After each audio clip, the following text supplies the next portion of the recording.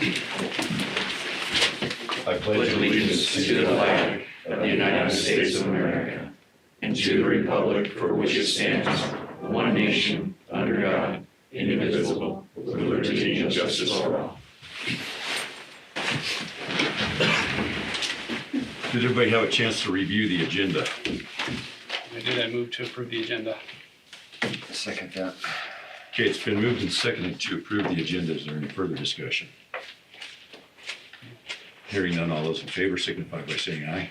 Aye. Motion carries. Okay, we're gonna move into our planning and zoning public hearing. I'll turn it over to Laura. All right.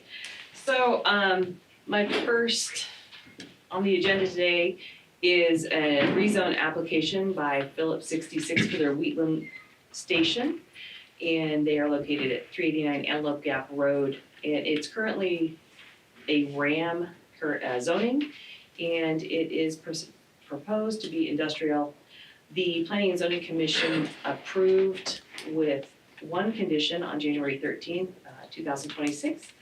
The request detail, just to summarize, is the applicant seeks to rezone from RAM to industrial per the planning office request to correct the zoning classification. This property was purchased by Phillips Petroleum Company, now known as Phillips 66 Company, on May 10th of 2000. At the time of purchase, this parcel should have been rezoned from RAM to industrial, as approximately 3.78 acre parcel of land has not been and will not be able to be used for dual use purposes in a RAM zoning area. This discrepancy was found when Phillips 66 Company requested the county planning office provide Wyoming DEQ with a county planning and zoning approval letter. There were significant upgrades done to the property this summer, but no construction certificate was required per our section 15070 in our rules and regulations. The upgrades made were as follows. They now have motorized valves installed to shut down the pipeline in case of an emergency.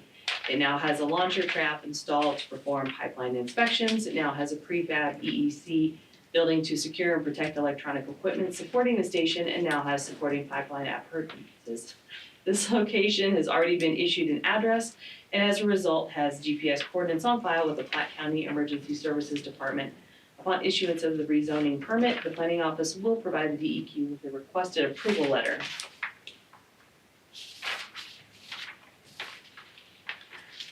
The approval was done with one condition during the boundary line adjustment. I propose that this permit be issued without conditions, as I just recorded the appropriate documentation for the boundary line adjustment this morning. Did you have any questions? If you do, Chad Pollock with Phillips 66 is here. So at this time, I'll open it up to public comment. Do we have any public comment on the proposed rezone change? Okay, I will close it to public comment and bring it before the board.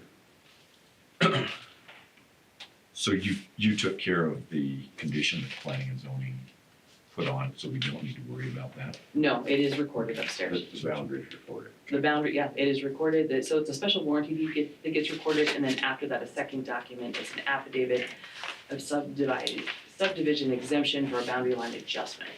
And the assessor's office is aware. I work with Annette when I have these, so.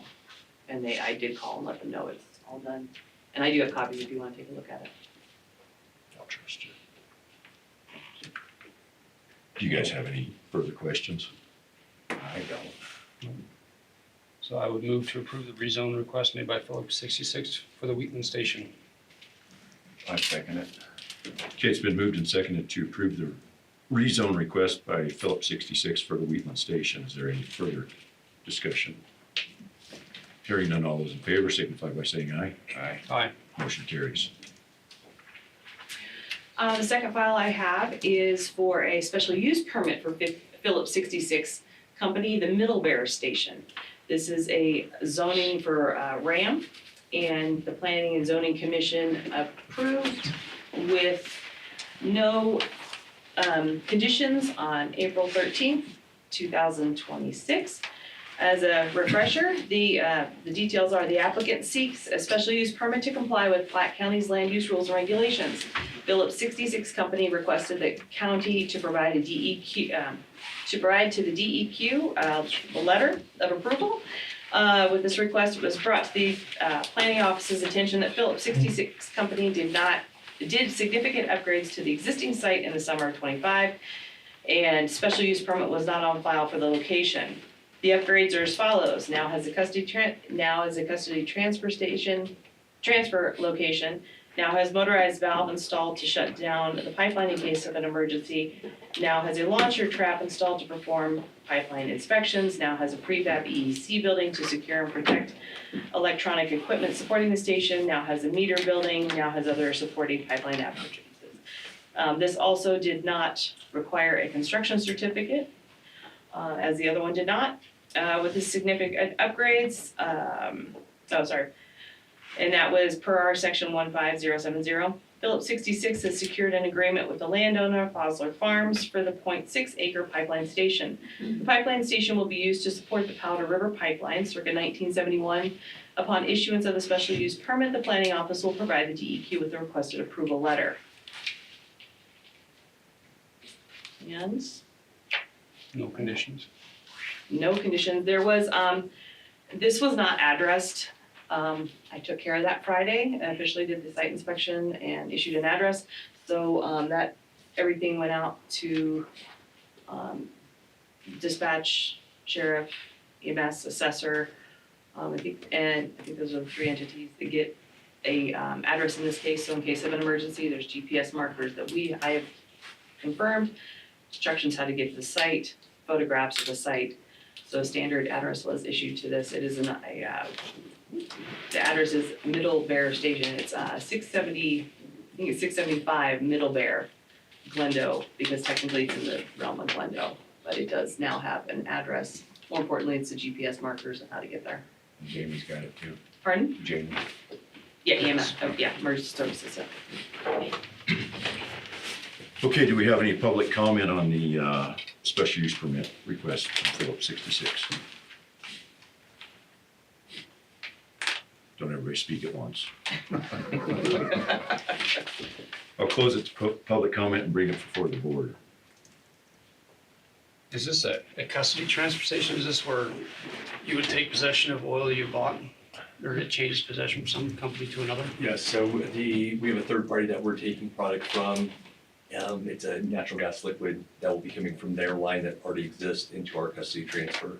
Okay. And then we'll be transferring that back into our Powder River line, taking it further south. Okay, good deal. It was pretty common. I mean, it seems like a half an acre parcel out in the middle of nowhere. Is that common? Yes, that's a normal site for us. Yeah. Wheatland's a little bit larger than that. It was just based on historical acquisition, and that's owned in fee. Yeah, you don't want to sell off a portion just because you have more than you need. Correct. Yeah, very good. Thank you. Absolutely. Is it a launcher trap where you pig into the pipeline? Yes. We can launch pigs and receive them at that location. Very good. I just assumed. Yeah. Yeah. It's a the pig official launching name's port. a tool run, not a pig, but yes, they do squeal when they come out. That's right. Yeah. This is besides, how often are there traps in the line? That, I'm not gonna be able well versed on. Right. It's usually set up by our engineering, to where we can shut down the location. In this location, since it is a custody transfer, this will be an automated valve handled out of our control center in Bartlesville, Oklahoma. Okay. So if they see a loss of pressure, they will shut down that valve immediately to limit any spill. Oh, okay, I got you. Very good. Any other questions? What pressure does the pipeline usually run at? So this pipeline ranges anywhere from about 600 to 800 PSI up to about 1800 PSI, depending upon the location. It is considered a high pressure pipeline. It's 6-inch steel pipeline. Very good, thank you.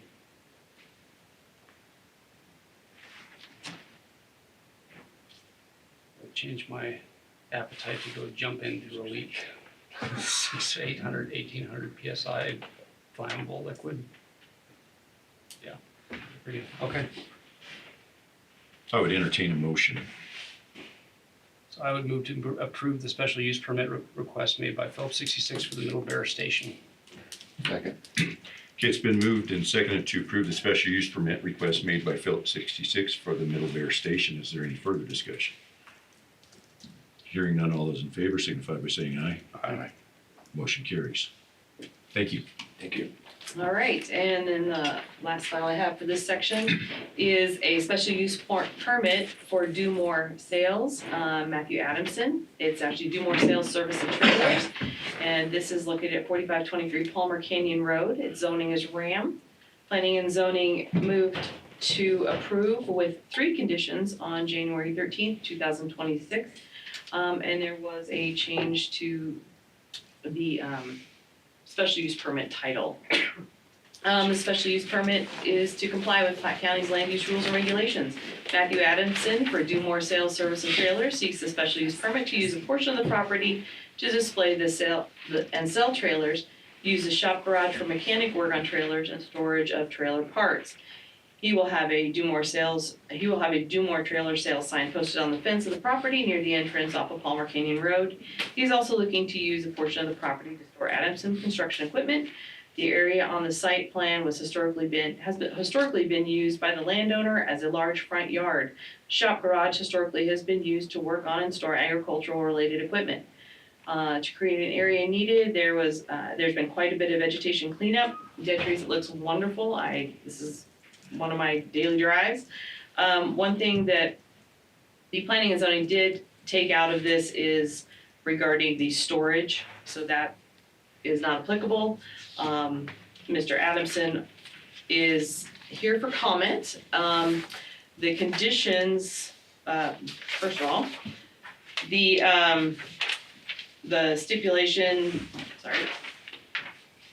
the condition the title is gonna be for trailer and equipment sales is what the special use permit will be for. As the planning and zoning referenced. He is also has some additional sales he was going to do that falls in line. That's why the trailer and equipment sales went through. And it's for like telehandlers, scissor lifts, etc. He also wants to sell those out of that location. The conditions are upon cancellation of the lease rental from the landowner. The Do More Sales Service trailer signage, inventory, and garbage will be fully removed from the property within 30 days. The second condition, upon cancellation of the lease rental from the landowner on all Adamson construction equipment, is to be fully removed from the property within 30 days. Can you say that one more time, sorry? Upon cancellation of the lease rental from the landowner, all Adamson construction equipment is to be fully removed from the property within 30 days. And the last condition is upon cancellation of the lease rental and/or the dissolution of either business, this special use permit terminates, and at that time, appropriate fees for violations as noted in the Platte County Planning and Zoning Fee Schedule would apply. Any questions? Okay, at this time, I'll open it up for public comment. Do we have any public comment on the proposed special use permit?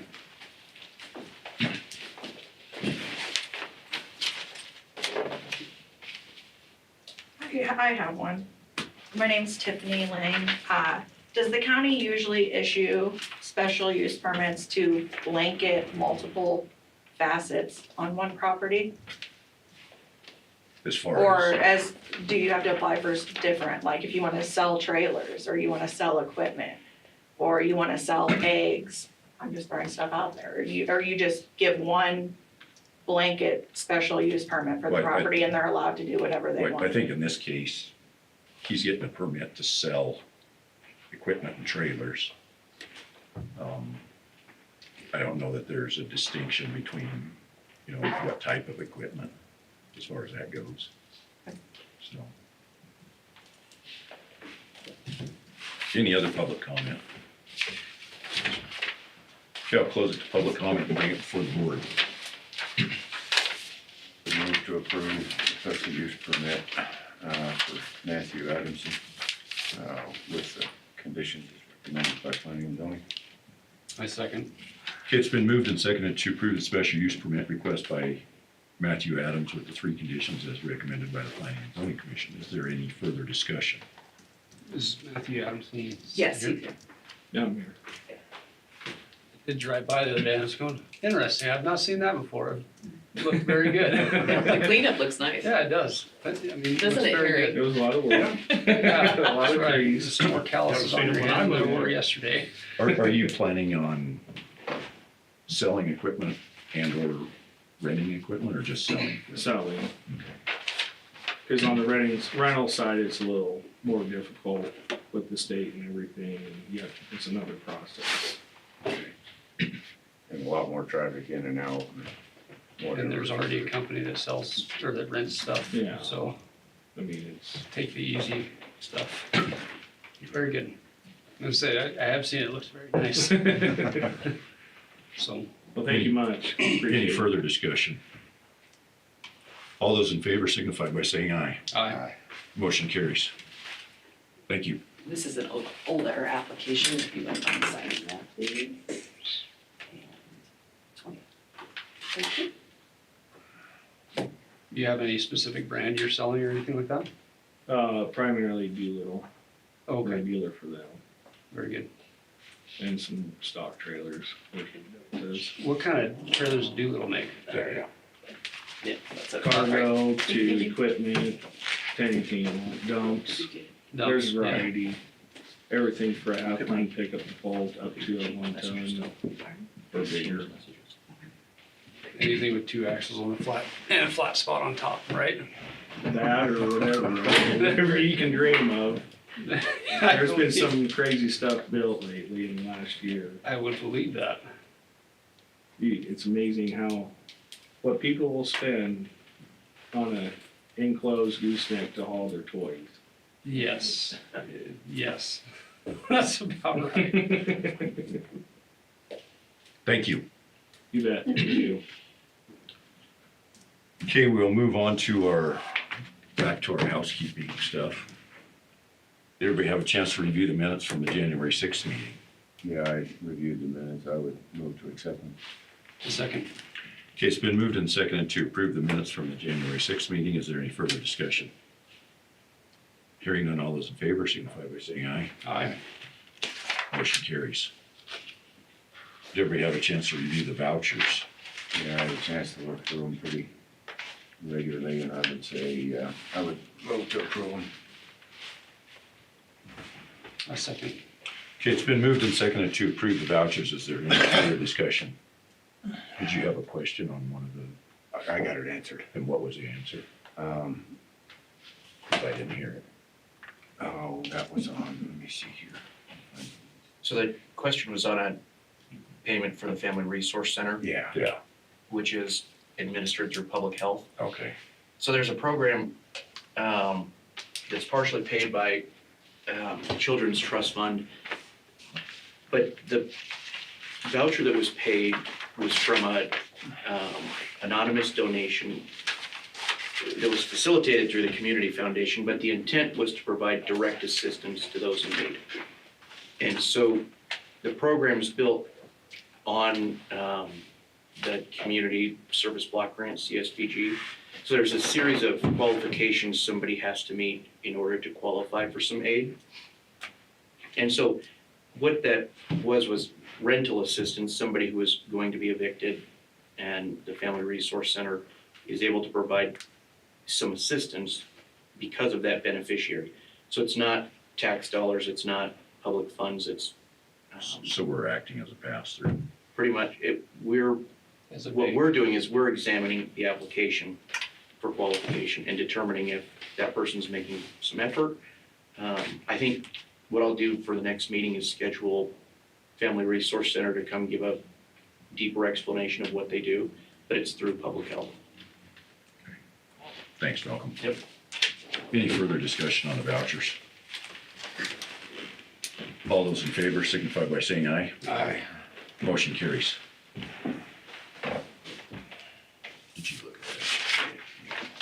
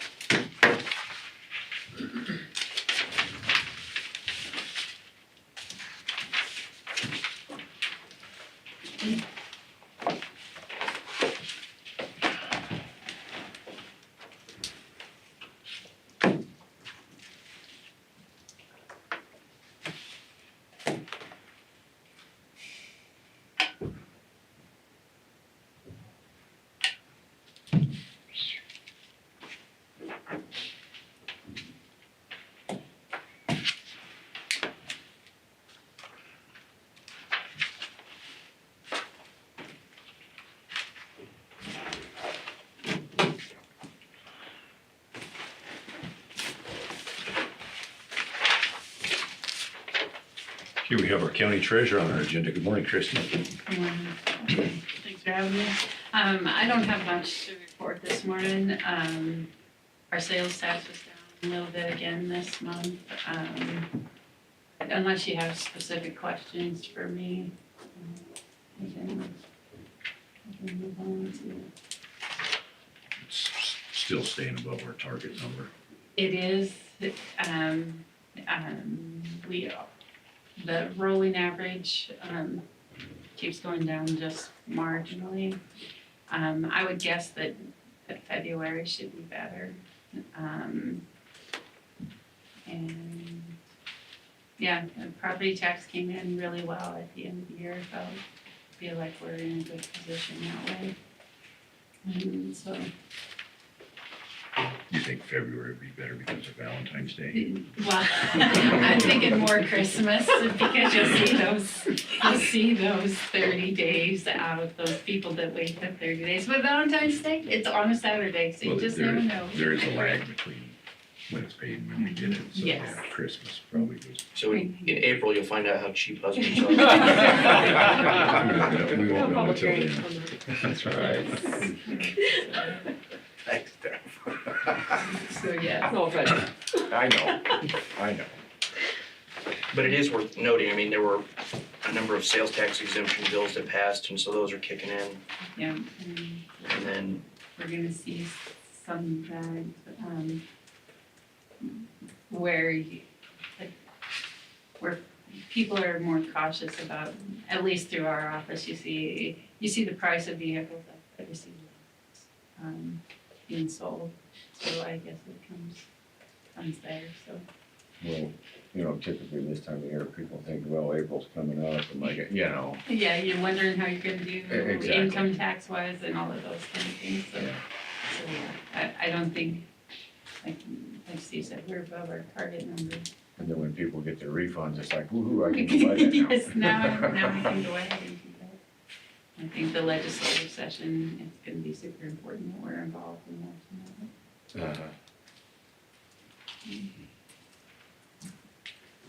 Thanks, Christie. Thank you. Hey, we have on our agenda our specific purpose tax discussion. We have most all the mayors from all the towns here, representatives from the towns. Welcome this morning. Thanks for coming. I think start out, we'll maybe go around the room and just see where you're at with your current project, how that's going, and you expect that to be done.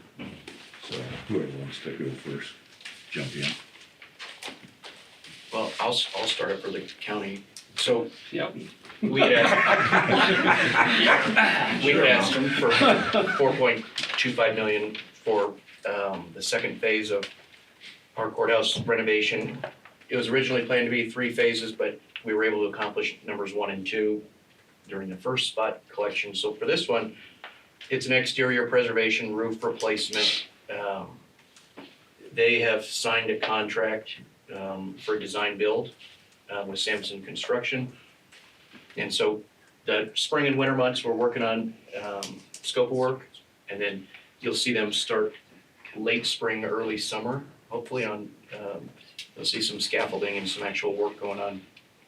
And so scheduled completion's a little to be determined at this point. But the goal with this discussion, I appreciate everybody coming, as Treasurer Ritz and I did the tour and visited every town when we brought your spot tax from the 2018 question, was we need to have a discussion about timing of how this tax collection's going, it always has to marry up with some sort of election if the intent is to continue. And so I think it's good just to check in on a number of reasons, but the end goal is to figure out where everybody wants to go going forward. But that's where we're at on our project is phase 2 should kick off. So we've done 2 questions in the past, 2018 and, Well, we've been asking since 12, I think. well, that have been approved for the counties in town. And like, We did the legacy home with, I think was well, there was one before that actually. so I think 2012 was the first, and it was, we partnered with the town of Wheatland. The other municipalities had other things too, but the big one was the fire hall Yeah. in Wheatland. And then the second one was the legacy home. And then 18, the county did the 4-H building in phase 1. And then in 23, we requested exterior preservation of the courthouse. So is everybody's 18 projects completed? Almost, yes. So now that I cut off Mayor Hopkins. Yeah. I just raised my hand. I'm gonna yell. It's kind of the way to do things, no? So we'll go ahead with Mayor Hopkins. Yeah, I just figure I'm next on the list there, so. That's right.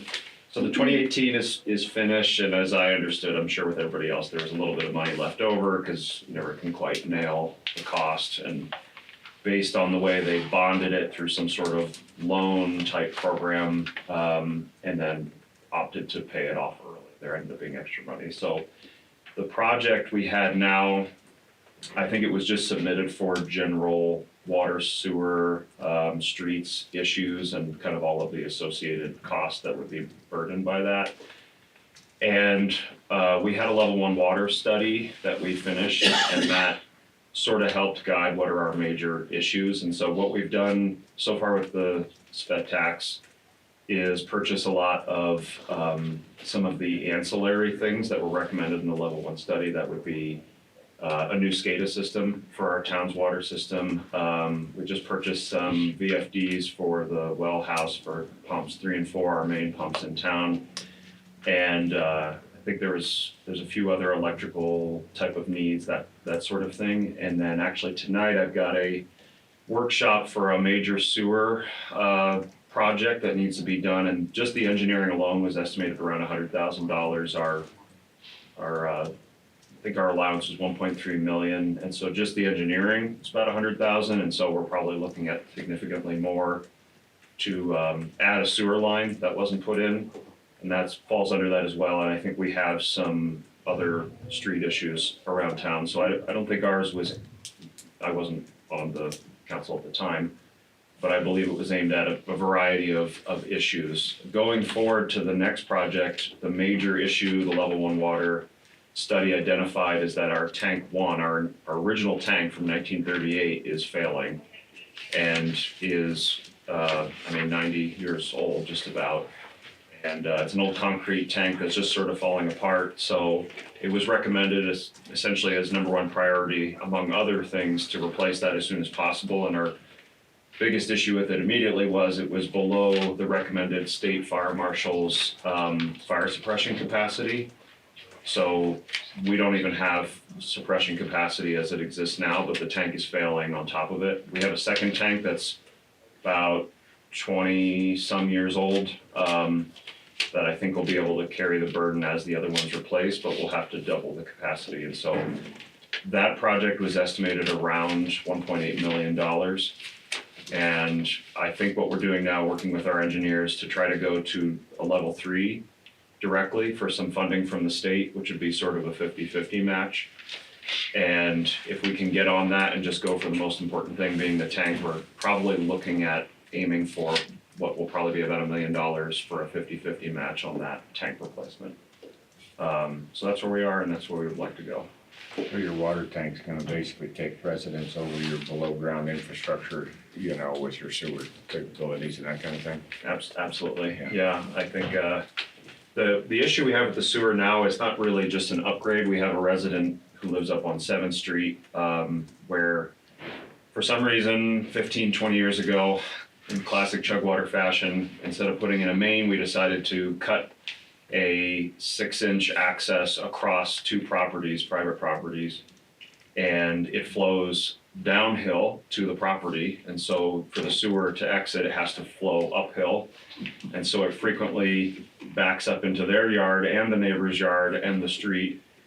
And council just kicked it around for years and years and years. So I said, we're gonna get this done and put in a new main, which is gonna be expensive, but we do have some adjacent vacant properties. So this would actually also allow potential development, infill development in the platted area. So there's good potential, but also just giving a resident some relief that's been pretty long overdue. So that it is a fairly immediate concern. I think it'll fall under the money that we have allotted now, at least to do the engineering and then look at the costs, and there could even be some USDA funding to help back that up.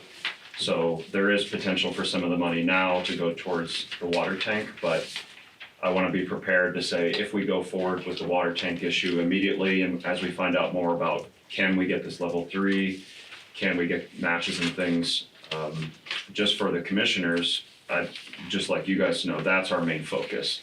We're working on funding and how much money is left and how much money we'll need going forward. I mean, the less money we can ask for on sped tax is better, certainly, just to get projects done, but that's gonna be our main focus, and that's the price. Yeah, but how much money does it cost you to fix that sewer line because it wasn't done right in the first place? Well, the problem Yeah. there is, it's what was put in place isn't a main, it's just here is a sewer, and then here's the main, and then they just decided, here's a 6-inch, I think it's a 6-inch line, just cutting diagonally across private properties, so that'll probably just have to be abandoned in place. The upside is that street is deteriorated asphalt, so it's not gravel from probably the 70s, and so there's not concrete to cut through and all of those costs, but it's a significant line, over 1,000 linear feet to connect to the nearest outfall. Part of the engineering is also, instead of just fixing one problem, to get a flow model in the entire town so we can understand other issues that we might need to fix as far as our infrastructure into the future. Things that make you go, huh? Yeah, that was my last year, things that make you go, huh. Yeah. So, thank you. Thanks. You're up. Where's Glendo at? On their projects. I don't think Glendo's here, actually. I thought they were. This is Guernsey. I might move to Glendale. Oh. The way things are going. I was just going like across, I was just Hey, going across the You're the mayor. Yeah, the mayor's right there. Well, if Glendo's not here, we'll move on. Good morning, First of Mayor. all, I want a question for Malcolm. So what are you proposing, Malcolm, on collecting this next tax, or when do you wanna do it, or do you have anything in I don't place know. for it or anything? I don't know if I have a recommendation at this point. I'm conflicted. I suspect all the municipalities will report they have projects that would be worthy. So the question is, do you ask the question in 2026, which I think the argument is probably too early, considering this won't be collected until, the current projection is Q1 of '29.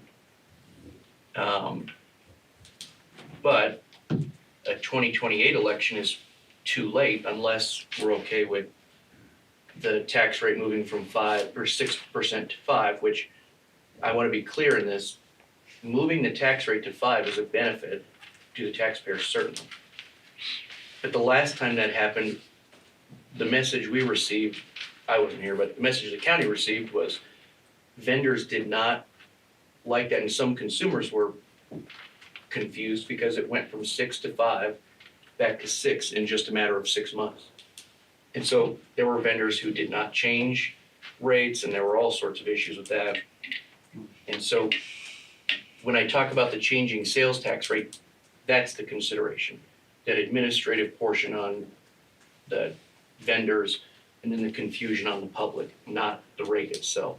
And so 26, is that too early? If that's the case, you may be looking at a 27 special election if you believe keeping the rate at 6 is preferential.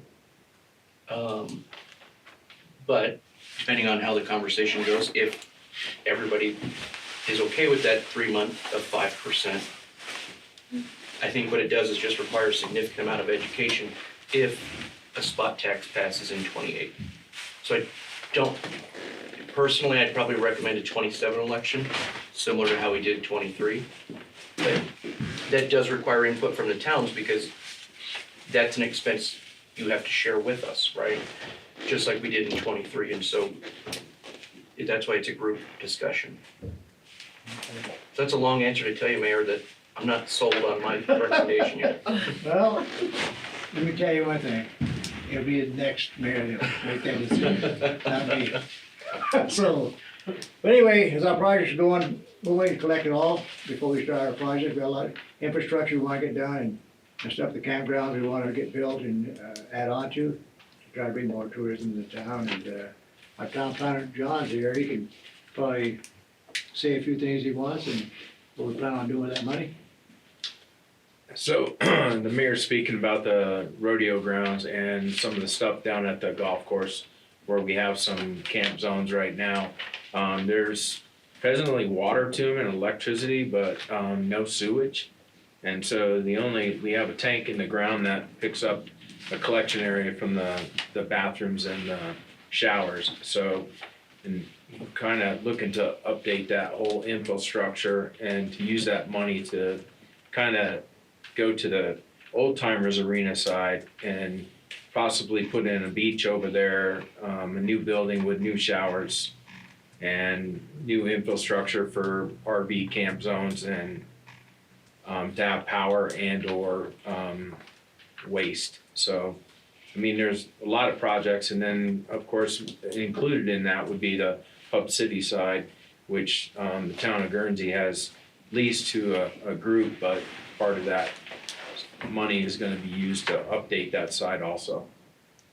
And also, we're looking at updating our power poles, as you know, wind blows them over, so we gotta get that all done and trying to isolate our sections on the new, west acres there, so we know exactly where it's being thrown out and causing problems, so a lot is going with power poles and infrastructure for our roads in town too, so. Want to get more money, we'll take it. Take all you get. Take all you can get and more. Okay, we'll move on to Hartville. Thank you.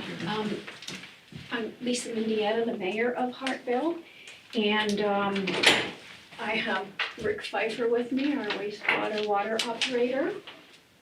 And I think he can probably explain our issues the best.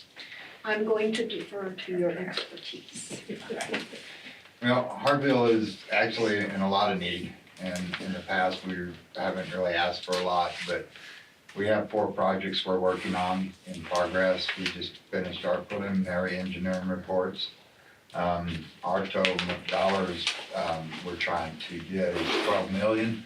That'll complete our, rebuild our sewer system, which was built in 1939, and also replace our transmission line to our only water source, pumps out at Kelly's Park into Hartville.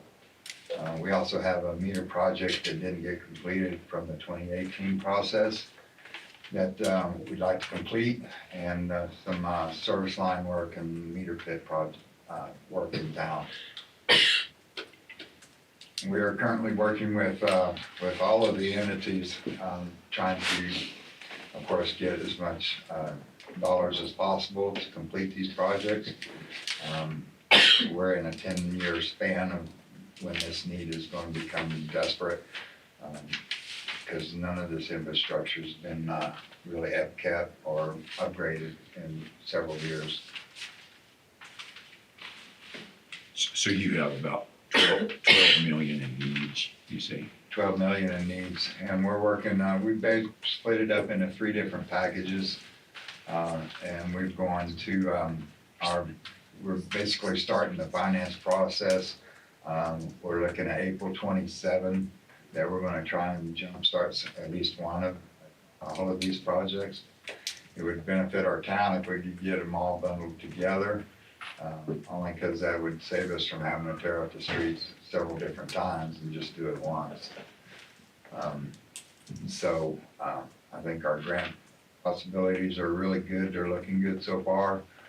But our matching dollars is where our community suffers from, as we only have a 50 residents to support our endeavors. So what is your 23, the 200,000 that you have? 200,000 was, we asked for that, and actually, the previous mayor should have been 2 million, but. And not just wastewater, we should have covered Right. more. So it was earmarked for wastewater, and we were gonna do some minor repairs, but we're looking at a price tag at 2.5 to actually replace our collection system. It's a little over a mile and 27 manholes. So we were gonna use that money to, as our matching dollars to fund that project. Including an engineering report that's needed. Right, so we're getting ready to start an engineering report for the wastewater, so that we can get all those ducks in a line. We're with WWDC, we're doing home brewing, level 2, so we should be moving into level 3 by April of 27. And of course, the SLID board is aware, and we're working with them as well. We have 2 intended use plans already submitted for 2027 year. So we're really trying to get this funding all prearranged so that we can do some kind of construction in 27, 28. Thanks. Sure. Okay, we'll move on to Wheatland. Well, existing projects, we did infrastructure upgrades, and there has been a various host of those with some underground infrastructure in Black Mountain for electrical, obviously the new water tower.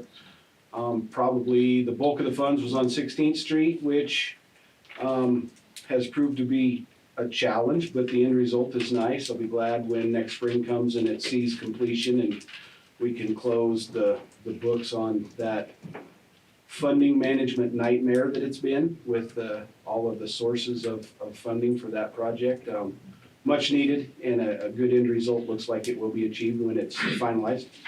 So that's just kind of some highlights on where we're at with the previous ask, and always infrastructure heavy on my watch. I believe we should master the services that we're responsible for. So anytime you can improve water, sewer, power, sanitation, streets is paramount. But the glaring need probably going forward for the town of Wheatland would be a new law enforcement facility, a PD building. Would probably be the top of the list of, and it's early enough, I can't tell you what that dollar amount looks like. I'm gonna take a wild guess of 3.5 to 4 million for land acquisition and a purpose-built building. From the preliminary stuff, I mean, that's rough, but it's a ballpark idea anyway. Well, there's definitely no shortage of need. No, I mean, we can always continue with infrastructure, always, because much like the reoccurring theme, we've got some aged infrastructure that is in need of attention. I mean, how far can you kick the can down the road before it becomes dire or emergent rather than routine maintenance and upgrade? I mean, there's gotta be a good balance there, but we also have kicked the can too far down the road with the existing police department and have some issues that cost benefit factor looks like we'd be better to pursue a new location, whether that be buy an existing something and remodel it to make it work, or build a new purpose-built thing that maybe would have more longevity for the department. I mean, we gotta look at all those things, obviously, but yeah, the top of the list need at this point would probably be a law enforcement upgrade for the Wheatland Police Department. What are all of your thoughts on timing and when to ask and we need to, if this one pays off and it goes off and then there's a lag, do you guys see that as an issue at all? Well, as, I own a business in Chugwater, so I collect that tax, and just thinking how that would work is, I'd have to, I mean, we have Square, you just go into your system, you'd have to change the tax as an item, and then make sure it's applied properly, and then of course you're reporting, you'd have to be sure that the effective rate, and so I don't think any of that's hard necessarily, but also I'm here in these meetings and aware of that, and so if it's for such a short period, I'm sure that you would see probably some delays, like if it was a 6-month period in which it didn't happen, you probably see 3-month delays before 80% of people got on board to understand, oh yeah, now it's 5%. And then you probably have the same delay going back again, which would be, the thing to be concerned about is if they're not reporting the higher amount later. It's one thing to collect more and people get screwed, but then when the businesses get screwed, the state's gonna come down, they'll get tax delinquencies. So for such a short period of time, it'll be complicated, but looking at a 2027 special election, I think would be better than asking it so early, if that would be the case, if you wanted to keep it consistent. One of the things that I always hear is, when you talk about the 6 penny, it's gonna be permanent. Should be. Should be, I don't do. Yeah, Well, there's an argument for It that. feels like it has been for the last, long time. But if you do the research and see the advertising, because as far as the town of Wheatland goes, we try to promote, with a magnetic sign on the piece of equipment or something that it was purchased with the extra % sales tax, just to help with that public education factor so they can see where that money goes. However, is to speak to the break or the step down and ramp back up, if we could avoid that, I think that would be best. And listening to Malcolm's description, asking for a continuation in 26, if that's too early, then yeah, I would support the special election in 27. The other thing that I don't think we're considering is the whole tax structure, the legislature is trying to do away with the property tax. Maybe that's gonna be backfilled with sales tax. If sales tax were gonna go to, say, on the state side, 6 or 8%, how does that affect our ability to add another percentage on top of that? I mean, I think the problem with people's unhappiness with even when they have a say in, say, voting on 6 penny versus 5 pennies, and I wasn't here when that was changing, and so people know that there's a difference between that, is the people voting on it are the people, especially in Platte County, who are lower income than probably much of other counties in the state. It's a regressive tax, so people who buy things, just general needs, groceries are exempt, and they were exempt for that reason, but people feel that tax on the ground level a lot more versus as the property tax has been cut back year and year and year, and it certainly affects the county and larger towns like Wheatland than it does, say, us, but you just fill it with higher and higher amounts, and then people in counties like ours are feeling that, and I think that's why that's so, you can't just say, oh, well, in Colorado, they pay a higher percent, but we don't care, that's why we live here in Wyoming, we don't want that tax. But the trouble for the communities is to run with the services that we need. I mean, we're running on basic services, we don't have an electrical facility, we don't have propane line or anything like that, we're pretty basic. I'm sure in years past, it could have been run a little better as far as what the focus was, but I don't see any other options going forward other than people beginning to understand that certain services won't come in. But if that basic service is sewer, then what? There's sort of a baseline expectation of services for people to be able to do business and live. That's not an answer, that's just sort of a circular. A long time ago, President Ronald Reagan said, "There's nothing so permanent as a temporary government program." My question is, in 2028, what is the timeline? If we're still collecting into 2029, what would the timeline be for when the previous tax ends and the new would begin if it was voted on in 2028. You wanna answer it, or do you want me to? So when, if they vote in a continuation, then say we collect the last in January of 2029, the treasurer's office doesn't split a month, so that's where the overage for the 2018 came from. And it goes to the 2018 question. So that one would go to the 2023 question, and then the next money would go for February, would go to the next question. So So there So really there's- is not a huge lack in that funding coming in anyways. So there's no break-in in there, then the money is applied to the special purpose, whether it's the prior question, depending on when you make that threshold. So let me Okay. explain I think I know where you're going. So Christie has to forecast just a little bit because the Department of Revenue has to give vendors 90 days notice that they have to change their rate. So she's looking, 120 days out. Rough estimate, I think we're gonna collect in January. So she'll tell the DOR, hey, January's the date, great. So they'll start telling folks late 25, shut it off or change your rate to 5% because the November election would be too late, right? So DOR would have told vendors in October, November to reduce their rate to 5. And then if it's approved, the DOR has to provide vendors 90 days of notice to increase the rate. So that's why I say there's that 3-month window of 5% sales tax. And then after that 3 months. So in this scenario where, let's say we ask in 28,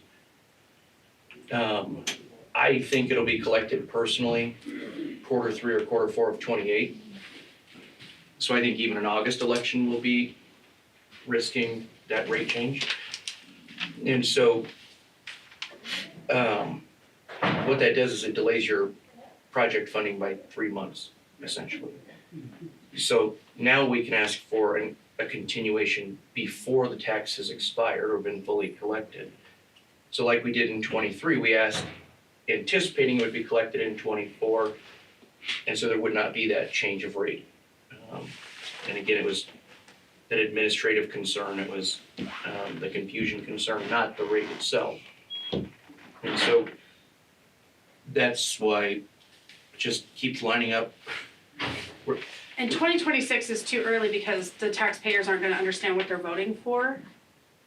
Or why there's a continuation, or is that, I think there's some psychology involved in that one. okay, Well, and I would say, when they look at the 23 ballot and see what was asked of it, and then they look out, what have we done with it? 3 years is quite a bit of time, but you didn't start receiving disbursements until I think early 25 or 24. Yeah. Or middle 24, so even when the voters approved it in November of 23, the first collection for that approval wasn't until Q1 or Q2 of 24. So you're already 6 months in, right? And then you all know it takes a while to spin up an infrastructure project unless you had one rolling that question was applicable to. And so, yeah, the psychology of it is, geez, we just voted on it. What's happening with that money? Where did it all go? It's hard to explain that timeline issue, which is why I think I have a bunch of confused faces looking at me. But I hope that makes sense as to why I personally think 26 is too early, but it's not my call. All I'm telling is, you all just have to give me 101 days notice. And if we waited till 27, that would be a special election, which that's added cost to the county.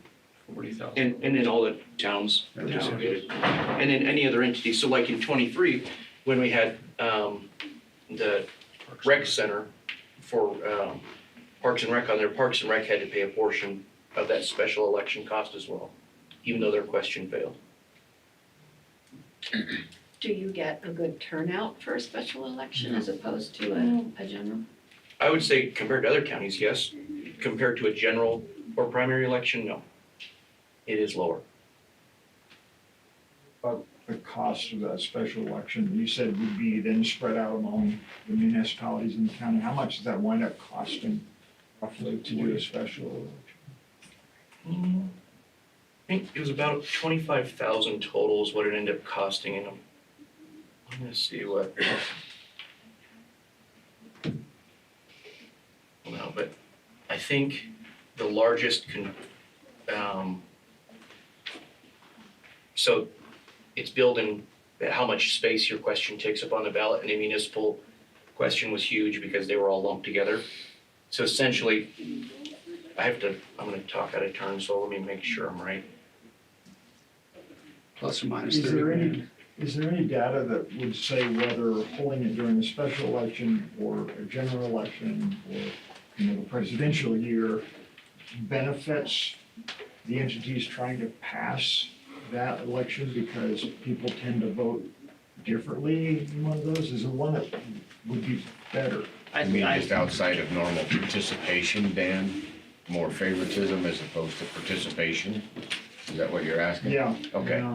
I think it really depends on what the climate is, political climate is, to be honest with you. This last climate was, let's end all the, it was a very much reduced regulation taxes, so I think that's what people came to the ballot looking for, and so if you get an answer, I don't know if it's gonna be the same answer for next time.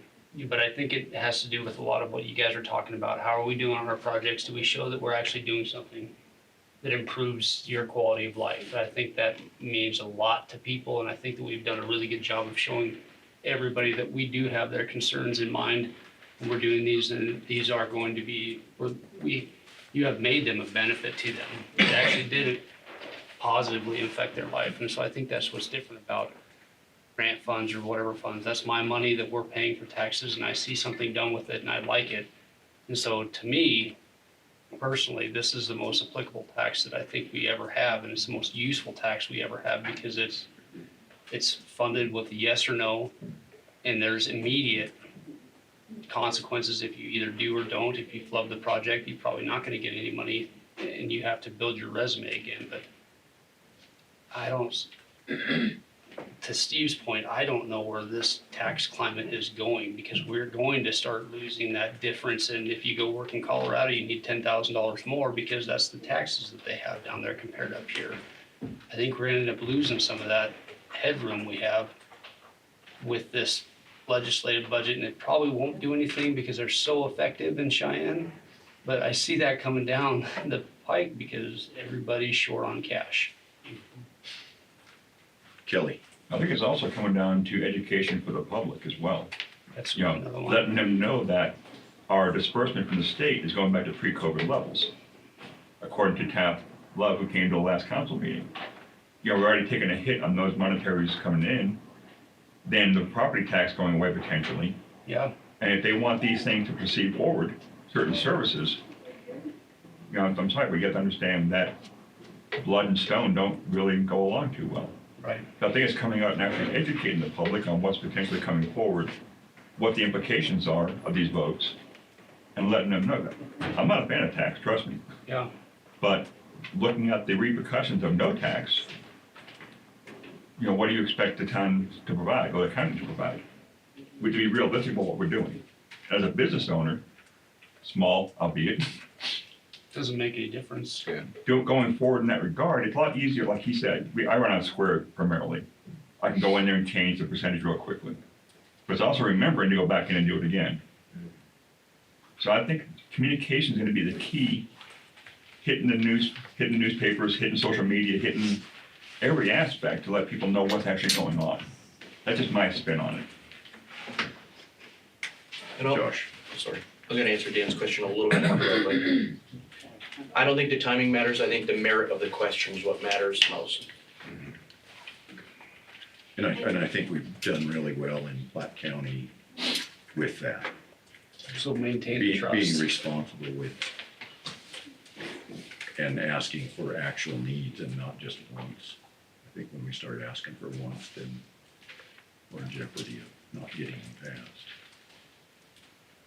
Josh, did you have something? Yeah, just on Kelly's point, I was thinking that as well as communication, because when you just look at the 6% of tax, the first 4, the state takes a big portion of that. It goes into your general fund. It can be used for whatever the town needs. The 5th penny is pretty much the same as a local option, but the 6th penny really is a controlled voter local tax. People have the Beautiful tax question. there is.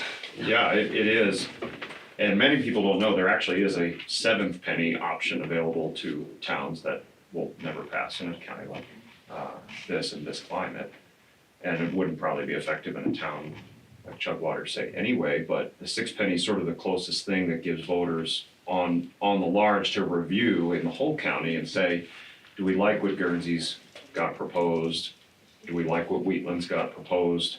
And they could follow up with our wonderful treasurer and trace every dollar. We've had many conversations, every penny, every dollar. We're very careful in Chugwater. Anyone can come in and audit. It goes into a special account. So if there's any benefit, especially one to communicate, is that you can say exactly where that dollar goes, where the other 5 pennies Exactly. could go to almost anything. Exactly, and you have the option to say no. Yeah, That's Yeah. exactly right. yeah. There's So, something else I gotta think about with, with what I'm reading and what may happen in this next legislative session down there. I'm seeing what looks like a wrecking ball approach to a lot of things. And I'm wondering when it comes to this kind of stuff, if they're not gonna come back and say, well, how have you helped yourself out to not get into this situation? Where they're gonna say, well, your water rates were so low for so long that you didn't have, you didn't put any money aside to help for this project down the road, or your sewer rate, or whatever it happens to be. I don't know, I think that they're gonna use that as a pushback and say, why are we bailing you out when you didn't help yourself for X amount of years on your water rates and your sewer rates and whatever it happens to be? I see that coming, and I could be wrong. It's not even coming, it's happened, because with the water tower for the town of Wheatland, we experienced some of that. Uh-huh. Maybe not as large a scale as what you're thinking might come to fruition, but yeah, we got some kickback on some asks, and, kind of what have you done to help yourself avoid being where you're at? Well, Brandon, I just think it's maybe a way that they're gonna go. No, I could be wrong. I haven't No, I talked to agree any of with them about it. I don't know. But, they're squeezing a nickel till the buffalo does you know what. And they're gonna look at you guys and say, well, how'd you help yourself? Yeah.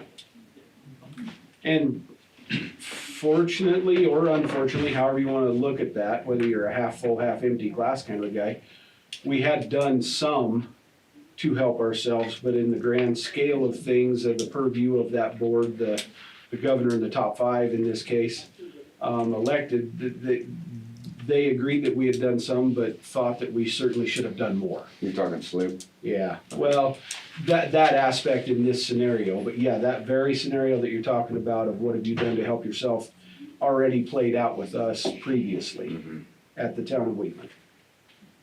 So yeah, I think that line of defense is a great thought and will probably get larger in scale going forward as well. I concur with your thought. I just see it as an option that, they could come back with. I don't know.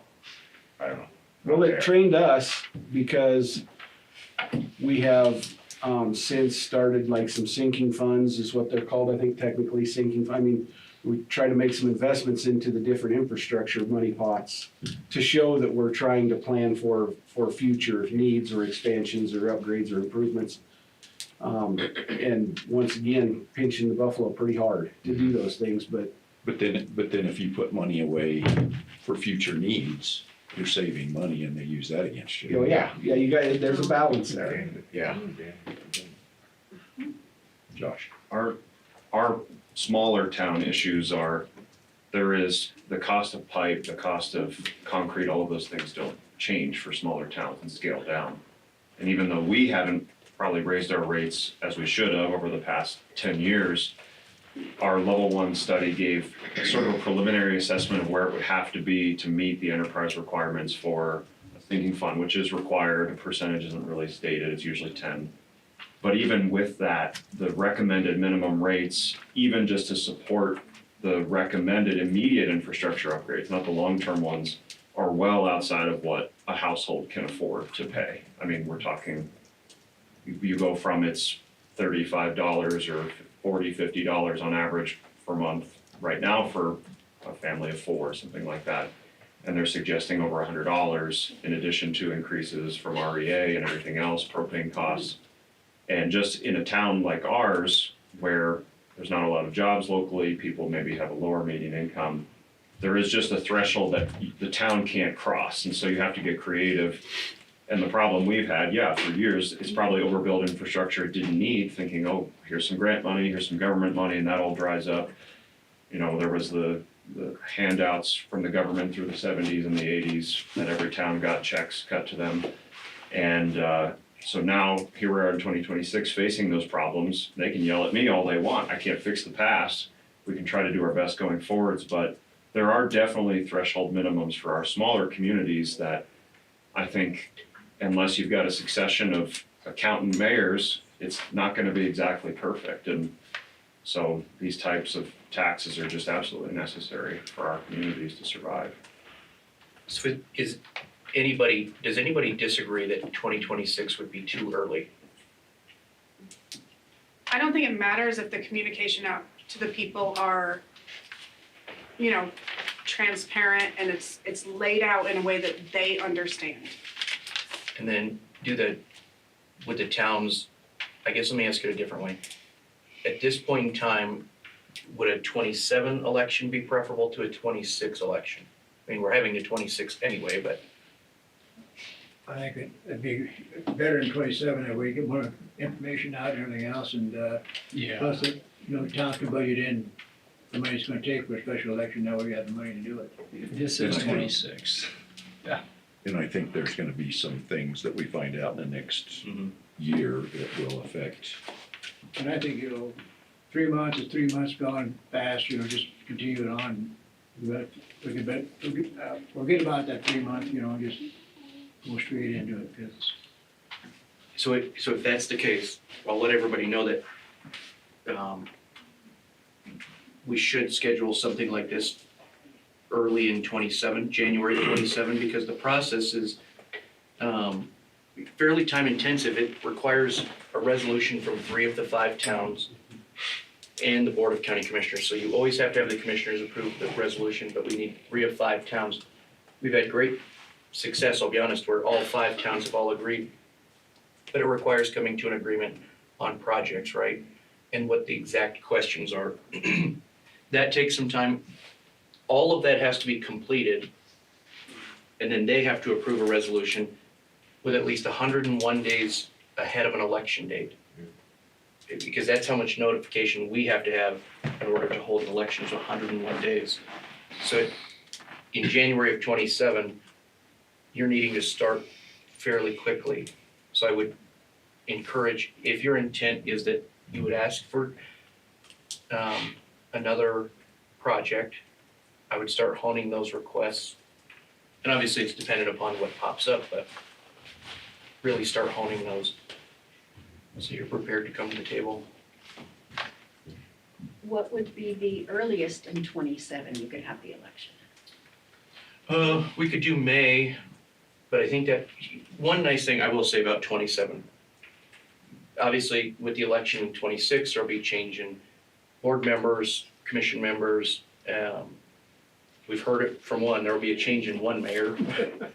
He was pretty confident in that. And so one benefit to meeting in 27 is those newly elected have a say in what that looks like. Well, we might have a better grip on what the climate looks like after this legislative session in 27 as well. Yeah, sure. Maybe. Yeah, maybe, you're right, Yeah. and maybe, I mean, we'll have a grip on what they did, but maybe the next projected changes may be just as scary or more scary. I think they're gonna carry this problem for as long as they can. Yeah. Nobody gets reelected by raising taxes, and that's what they're proposing. I mean, that's what they have to do. So I think we'll plan on seeing you all back here a year from today. Good talk. Thank you. I do think it's beneficial. Very, very, it is You very. can go on vacation. This is the only time everybody comes in from the entire county and actually gets to, I mean, sans Glendale, but it's nice to see you guys. No, I would just take a minute from the town of Wheelet's perspective and thank you for the invite and thank you for the partnership and championing the work that you guys do. And I think together we have created some great results. Current and past, members of these working facilities, these boards, elected officials.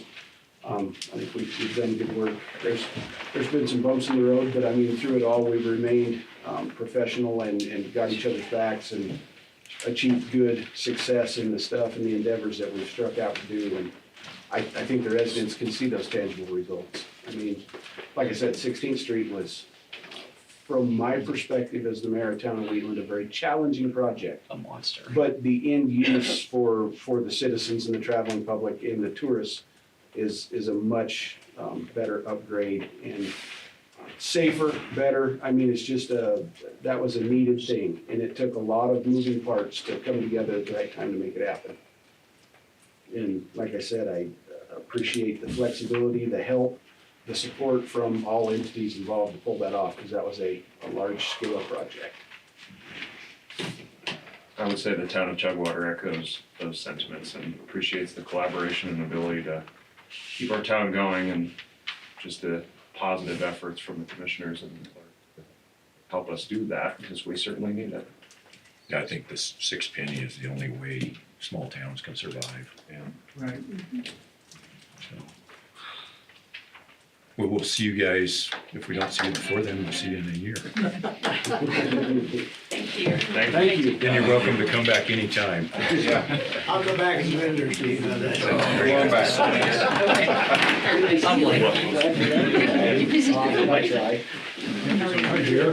So complimentary. Thank you.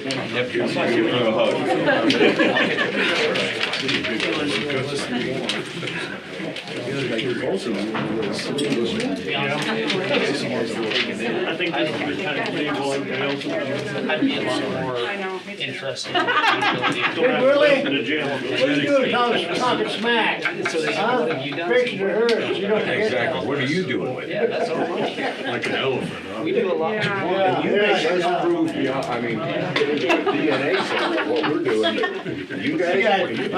Take care, Ed. Yeah. Okay, we have our maintenance department on. Good morning, Jim. What do you have for us this morning? I'll make it short. I only feel like, I don't know if you guys were aware, but we had a major water leak up at the fairgrounds. So when we dug the hole, sorry, I only printed one picture. That's what was in the hole. Wow. is that supposed to be That's a one 5-inch? piece? 4. 4? Yeah, this piece was just slipped in here. It wasn't even like barbed or glued or anything. It is all glued now and then. How much glue do you use? Quite a bit? That's usually Yeah, those are well, glued, and they're not glued very We well. actually, there's a piece right here that had, When was this installed? when they done the agriplex. So, 5 years? But 6 years ago, whenever that was. So is this plastic? That's brass. That's brass. So how do you glue? Well, Brass. this had like a, what do they call them, Sludge. yeah, in there. It's not like that now. We took all this out and done it What is right it now? with, it's all,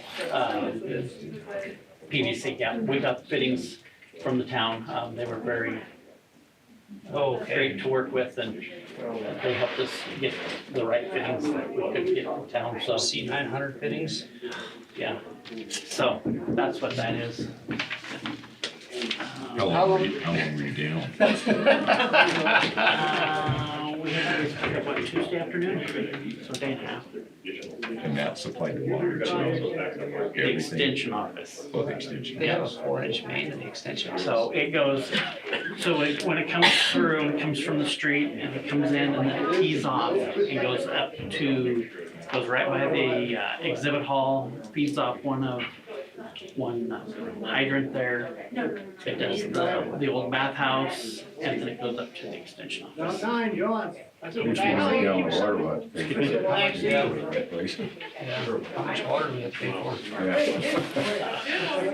for? I was there Friday. Yeah, I was there Friday morning and it was dry, and when Lindsay called me Friday. They got it shut off then, so. We're all fixed now, so we're up and going. So I had talked to you guys about that, the water heater in the jail kitchen. It does have a circulation pump internally, and he is putting one, he would like to put one on a sink as well. So that's what's in the quote that you all should have gotten. On a sink for the kitchen? Yeah, he's Okay. just putting a recirculator, so it's So they don't have. circulation. So, Most of them, the Avions, they come with that. I mean, they didn't used to, but they come with it now. And all you gotta do is figure out whether you want to pipe for it or not. right. So that's what I would like to do with y'all's permission to get this ordered, $6,200. And that's it, labor, done. That's labor, yep, that's. Recirc line, done. Insulated? Insulated? Lines insulated? Circulation lines. Yeah, Okay. That's a big deal. so. No, that's a big one, but, So basically, they've been operating off of a water heater that's been leaking, yes, and they're still currently doing it's still, yes. that. Yeah, I'd say get that done. Jim, where's it at? Jail kitchen, Yes, I agree. Zero units, 150,000 BTU and puts out 180 gallons of hot water per minute. Really? that's what the sticker says, I believe. 180 a minute? How you gonna do that? That's a lot of water. Oh, I think that's Like a gonna porch be a typo. Oh, It's not okay. 180 a minute. Maybe like 18 tops? Yeah, it's like a porch line. You don't have that coming in. Yeah, that's quite a lot. Yeah, I would say that's a typo. Okay. How much cleaning are they doing? Well, that just caught my eyes like, whoa. Gas doesn't use. Town's gonna need that 6 penny for a new water tower for Jim's water. Yeah. Yeah. So then my question, do you want that to come out of, or can it come out of capital construction? Does it come out of jail maintenance? Where would you like to take that out of? What's in maintenance currently?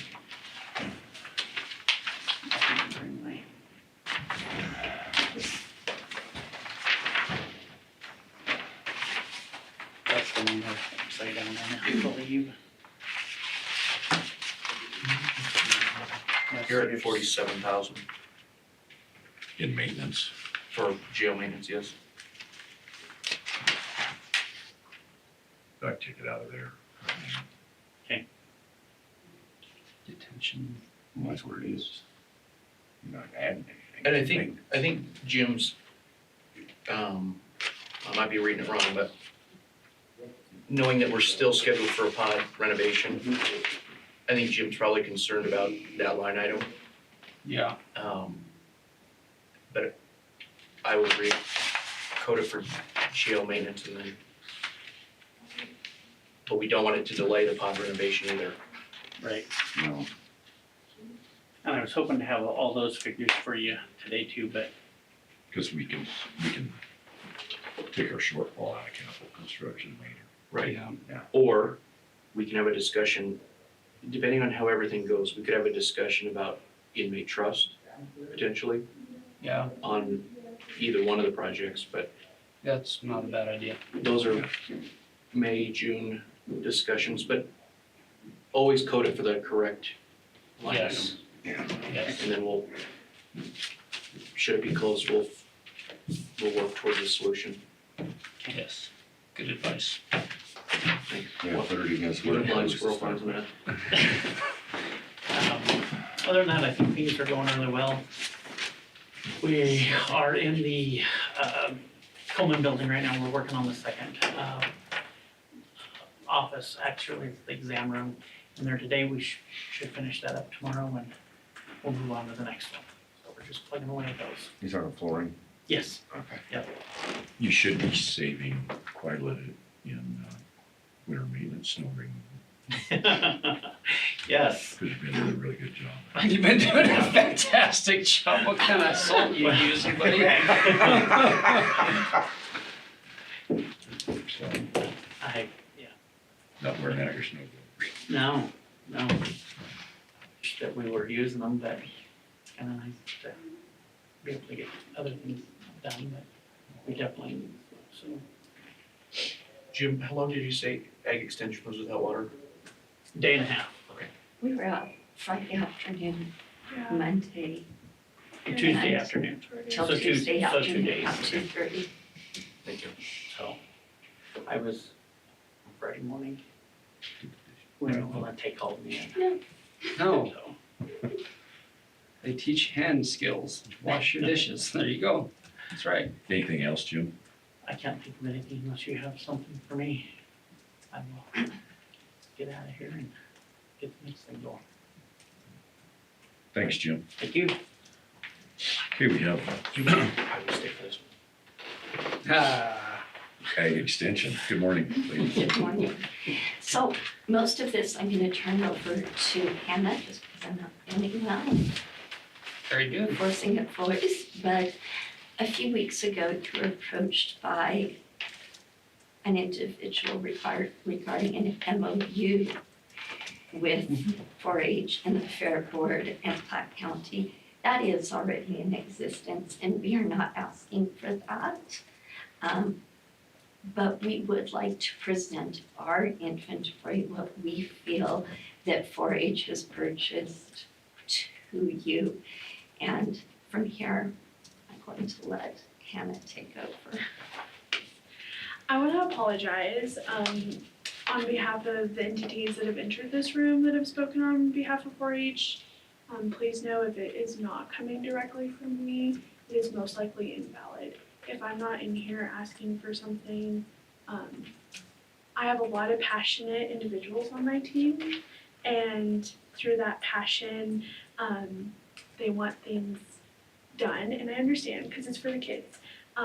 But just know that if I'm not in here with them, beside them, please maybe contact me about it if you're concerned.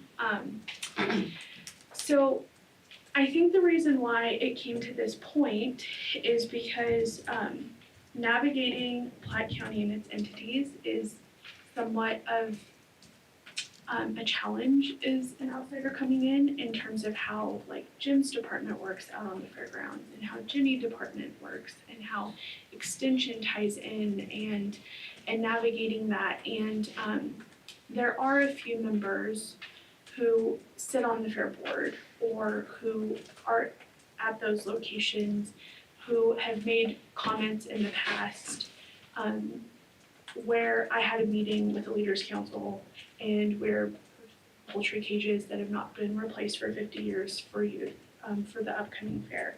I approached the fair board at the very first meeting. I was turned away, was told we are not going to fund that. I said, watch me, I'm going to I'm gonna get it done. I'm gonna find the money somewhere. And so I did, and I'm very grateful for that. After that fair board meeting, we held a leaders council meeting and the poultry cages were brought up again. And there were multiple comments from multiple individuals and previous individuals who were tied to the extension office at one point who spoke up and said, you should not be keeping poultry cages on the fairgrounds. And I said, why? And they kept saying, well, you know, they may disappear, they may not be taken care of, they may be used on not behalf of 4-H. And I kept asking the question, is this coming from the commissioners? And some heads would nod, some accusations would be made by Jim, some accusations would be made by Jenny in previous conversations. And no offense, Jim, I'm just being honest.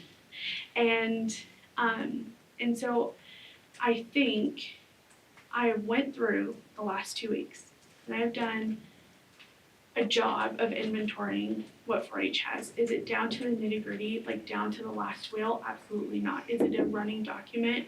Of course. I've only been here for 4 months.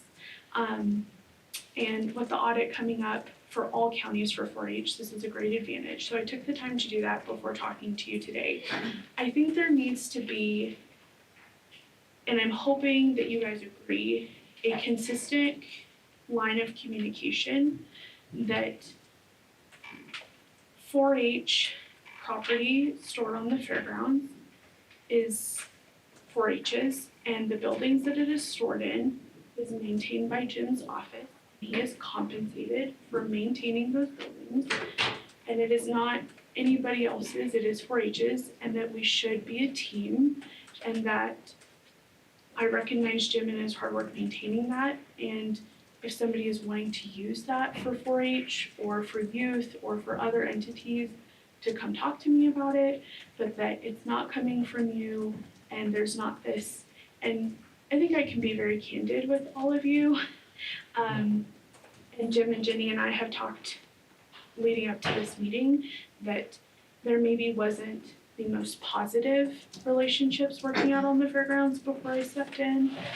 And I have told both of them that I want to have great working relationships, and I just want a clear line of communication, all feelings aside, that when we're in fair board meetings, it is the same thing being told, and when we're in leaders meetings, when we're in meetings in the arena, there's no, well, the commissioner said that, well, Jim said that, like, especially for someone coming in trying to do a great job and being like, who said this and why? And why isn't it a great idea just to like store poultry cages out here? I agree. I think that you left off with your conversation in a very astute way, because if it's not coming from you, then it's probably not accurate or represents the 4-H, right?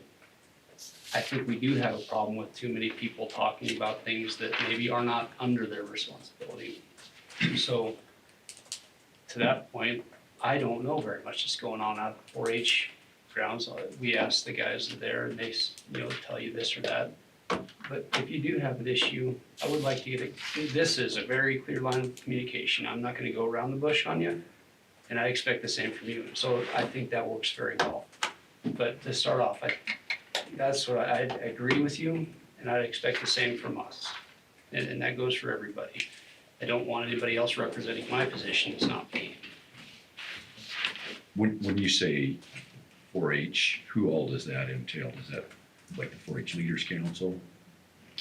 So the Leaders Council had met, and So are they under the umbrella of 4-H? they are under the Or do they umbrella own- and the direction of me. Or do they own stuff out there that's separate from 4-H's stuff? They should not. So the way that the state,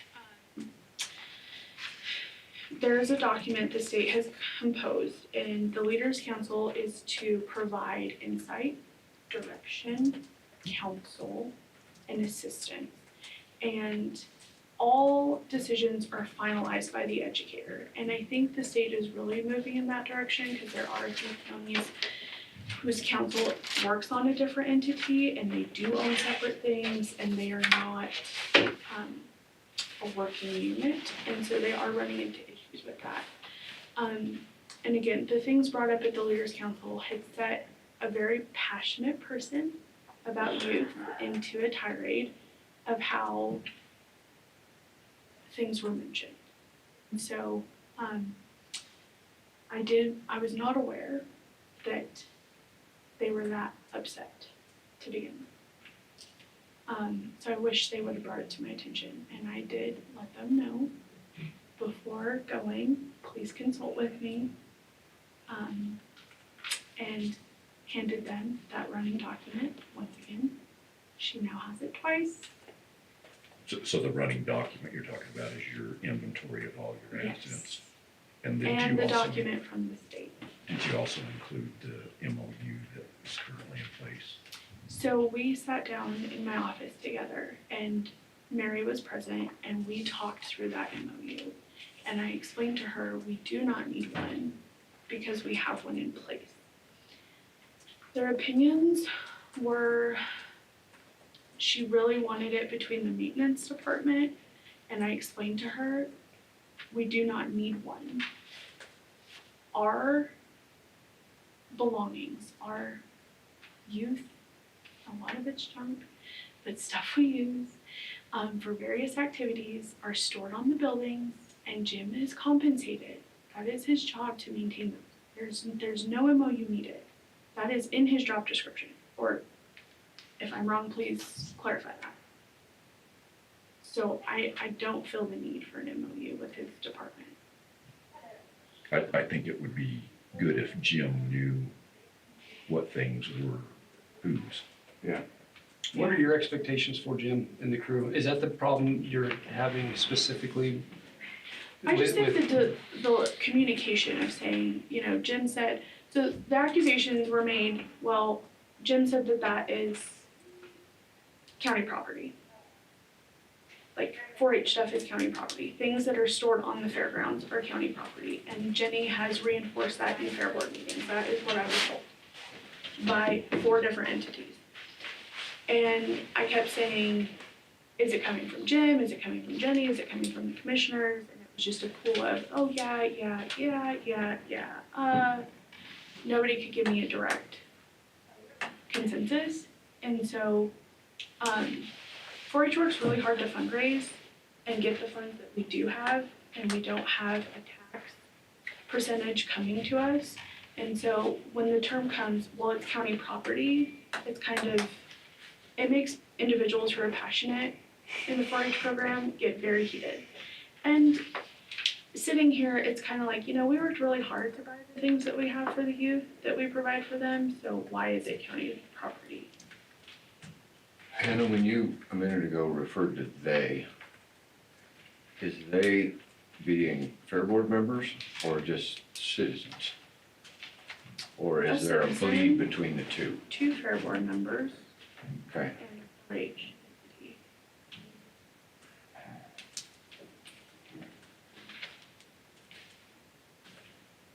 MOU that's in place, does that include the fair board?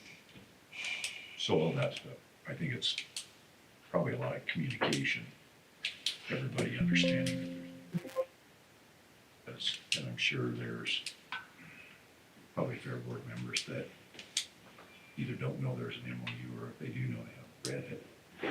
I know one fair board member told me she got a packet when she became a fair board member, which included that MOU, so.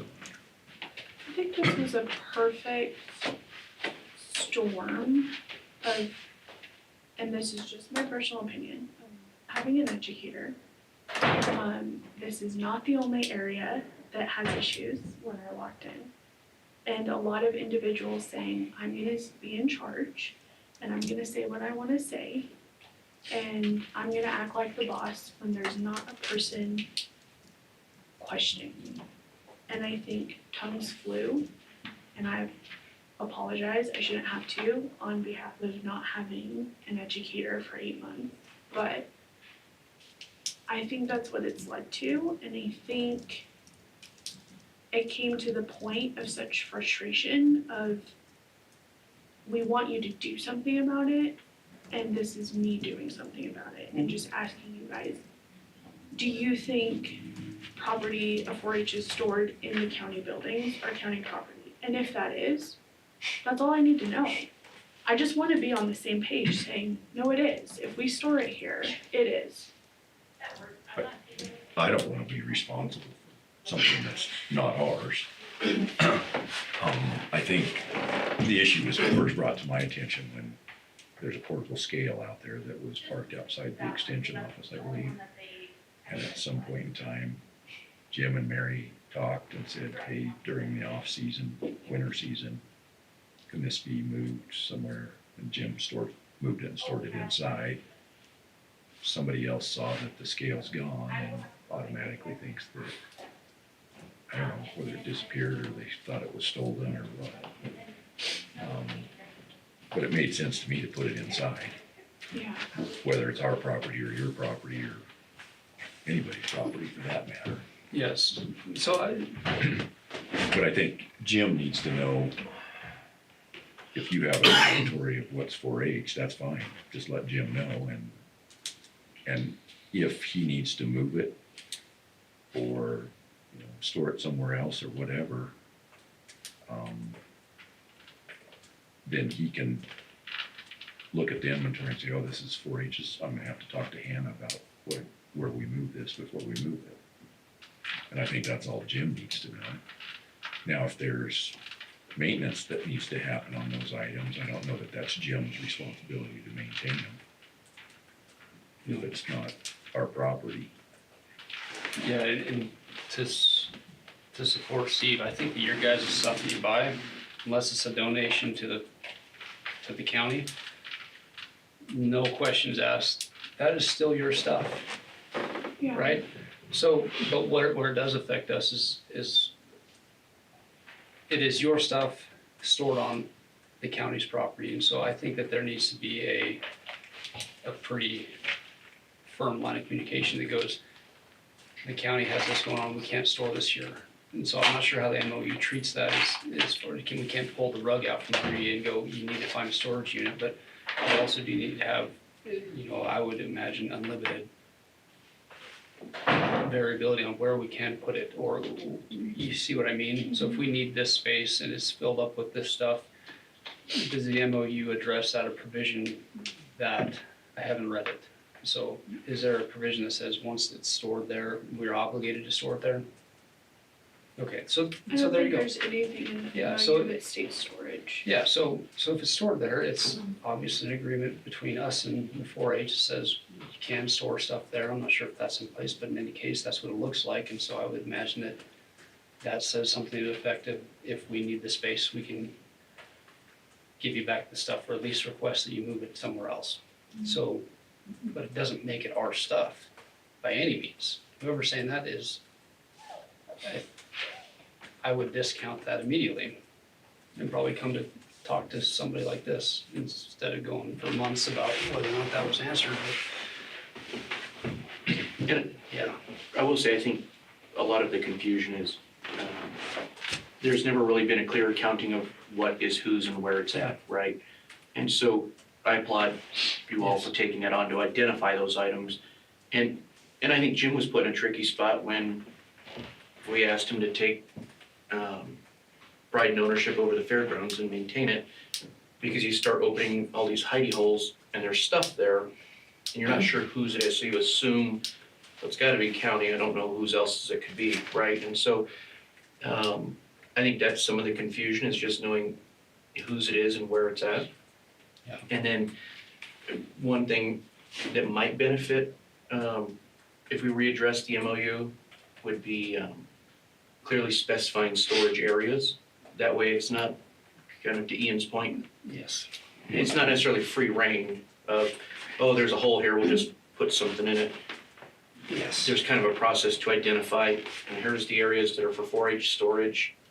By all means, utilize it, and And I think it'd be good if you've identified the items that belong to 4-H, if there was some kind of a marker on those items, like a permanent Yeah.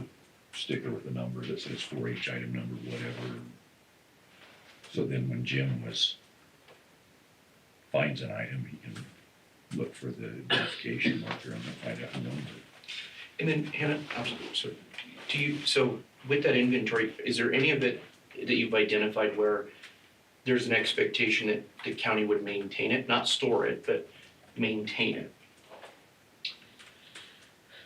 No, the trailer does sit out in the weather, so if there was ever a flat tire or something, like, it would be nice to ask Jim's guy, like, can you help us move this trailer to get the tire fixed, or something to that effect, or like, You'd is probably it do that with heavy? a 6-pack of donuts. But then, and you're getting to and then who pays for the repair? Yeah, That's what I'm getting towards, and so, I think 4-H would definitely pay for the repair. It would be the asking of, Yeah. can you spare an hour, 15 minutes to help? Can I interject? I know I'm not 4-H, and I'm not speaking on behalf of 4-H, I'm speaking on behalf of the Extension Office. I think that that is something that Jim, Jenny, and I worked very diligently on all summer to make a really good, strong, we're neighbors. And that's what That's neighbors right. do for That's each exactly other. right. If every day you start off by going, I'm gonna get rid of some vitriol in my life, your life usually goes better. I would expect that to be the case with Yes. everybody who lives and works out in 4-H Yes. grounds. And I think it can happen. I think what does happen is that, you know, we need to have some different expectations on responsibilities, and I think that comes from Jim and Jenny. If you guys don't wanna take the fallout from something, then don't make the decision or call it. If somebody asks you if it's our stuff, then you go, this is gonna create a big hubbub, that's your hubbub that you're creating, or you can go, I will ask the commissioners. That's a decision that you guys need to make and go, because at the point you make a decision where it is ours, that's your responsibility to take care of all the fallout. I'm gonna go, bad decision, that's not the case, let's move forward.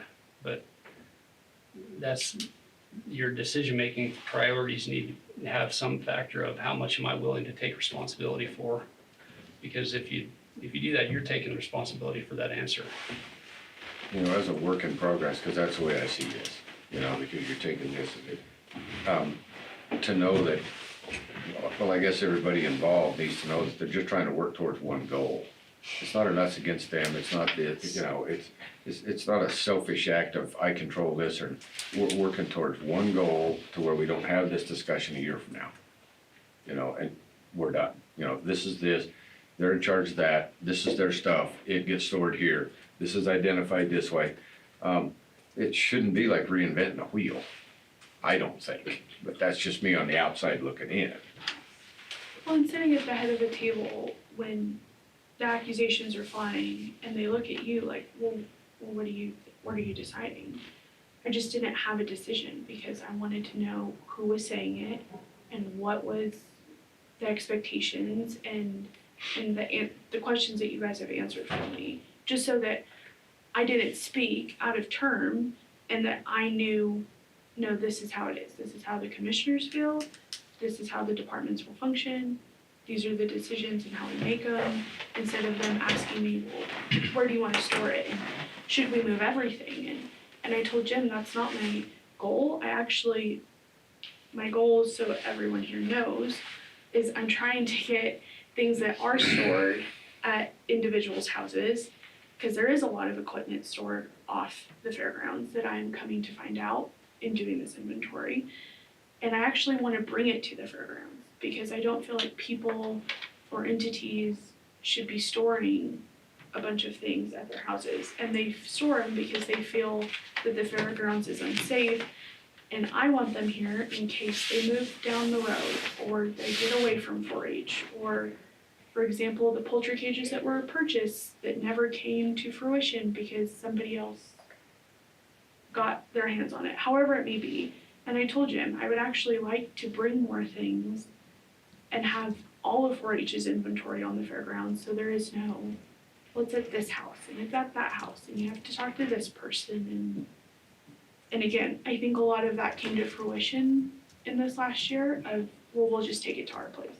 So I'd like to touch on that for a second, security of it. If Jim comes and says there's a lock on the door that I don't have the combination to it, no questions asked, I'm gonna say, why didn't you cut it off? Because that is not something I'm willing to go. I can't get into a building at the fairgrounds where we're responsible for what happens inside. Not gonna happen. It's gonna be cut off and left there, and we will put a lock on there that does that. But the security of it, I don't want to be providing security of it, but I need access to the buildings. You see what I mean? So that's gonna be something you guys work out together. And I'm speaking for me. That may not be what these guys want, but that's gonna be my first reaction, is go, we'll cut it off because it's our building, unless somebody knows something about it. But you guys should have communication that's strong enough to go, that's our lock, this is the combination, and we have access to it. And that access should run with, not necessarily Jim and Jenny, but someone, like to your point, if somebody leaves or does something, I want that knowledge with us in some form. I think it would be wise to work towards having a building at the 4-H grounds that everything that the 4-H entity has can be stored in that building. That way they can put a lock on it. And don't have to worry about somebody else getting into it. Exactly. And so if that would be something that, you know, the 4-H Leaders Council is interested in pursuing, I would Yes, work with them as far as, here's a place where you can yes. construct that building, put all your stuff in it, so it's not some in the horse farm, some in the exhibit hall, some in the 4-H building. Everything's in that building, and everything in it's 4-H. I completely agree, because that removes one line of gray area. But that would be kind of up to you guys as far as how big of a facility we would need to store everything that we have, How much control you want over it. and of course, you know, the cost of the building would be yours, but I'd be willing to identify on a piece of ground out there that you could put it on. And is the shooting sports / the grandstand building technically 4-H's? Do you have it in writing? I've never seen it. I've been told the shooting sports So there, paid for half of the side, and the Platte County Extension Mary paid for the other half because they didn't have enough money for the garage doors. and you're talking about the storage unit that's under Under the the grandstands. Absolutely not. And what is stored in it? So the right half or the south half is all shooting sports equipment, which is why they paid for majority of the building. The northern half has extension office and 4-H combined. And is it two separate accesses to it? Yes, 2 doors, 2 separate garage doors, and a wall dividing. And do you have access to that, Jim? So there already is something out there kind of similar to what I was thinking. Is it large enough to I store don't know everything if you it's need? large enough, that is the question, but, I think would if we get prefer in that there everything and they had was stored in one location. but- clean it out and organize, I wonder if we could fit just about everything. So, I mean, if you already have it, yeah, that would be, that'd save Jim worry about whose stuff is this over here, Yes. whose stuff is that over there. And I mean, you tell me if I'm wrong, I can't imagine the commissioners would be opposed to Jim's crew helping to move those items in order to help consolidate and clear up part of the issue. But, Yeah, there's a lot of heavy things in this horse barn.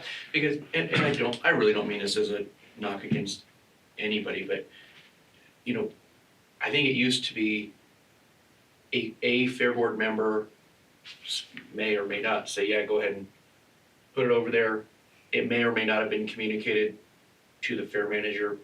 That fair manager might be gone now. I think there's been a lot of those deals made, right? And we assumed everybody would remember them forever.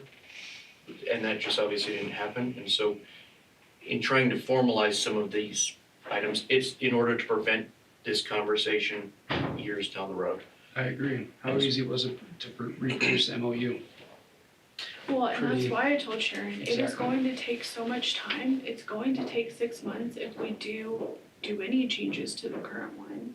And it does sound like that you guys are going to talk through that at some point.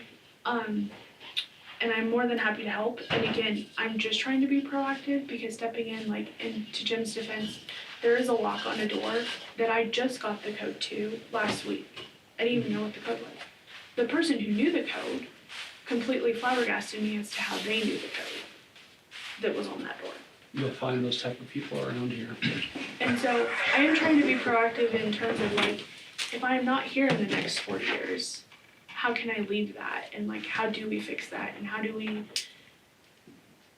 get away from this negative environment of, well, I don't trust this person, and you don't do this, and you shouldn't do that. And, like, I want to be collaborative, and I want to have a successful program. And was this on my to-do list 4 months in? Absolutely not. I think it has improved your position.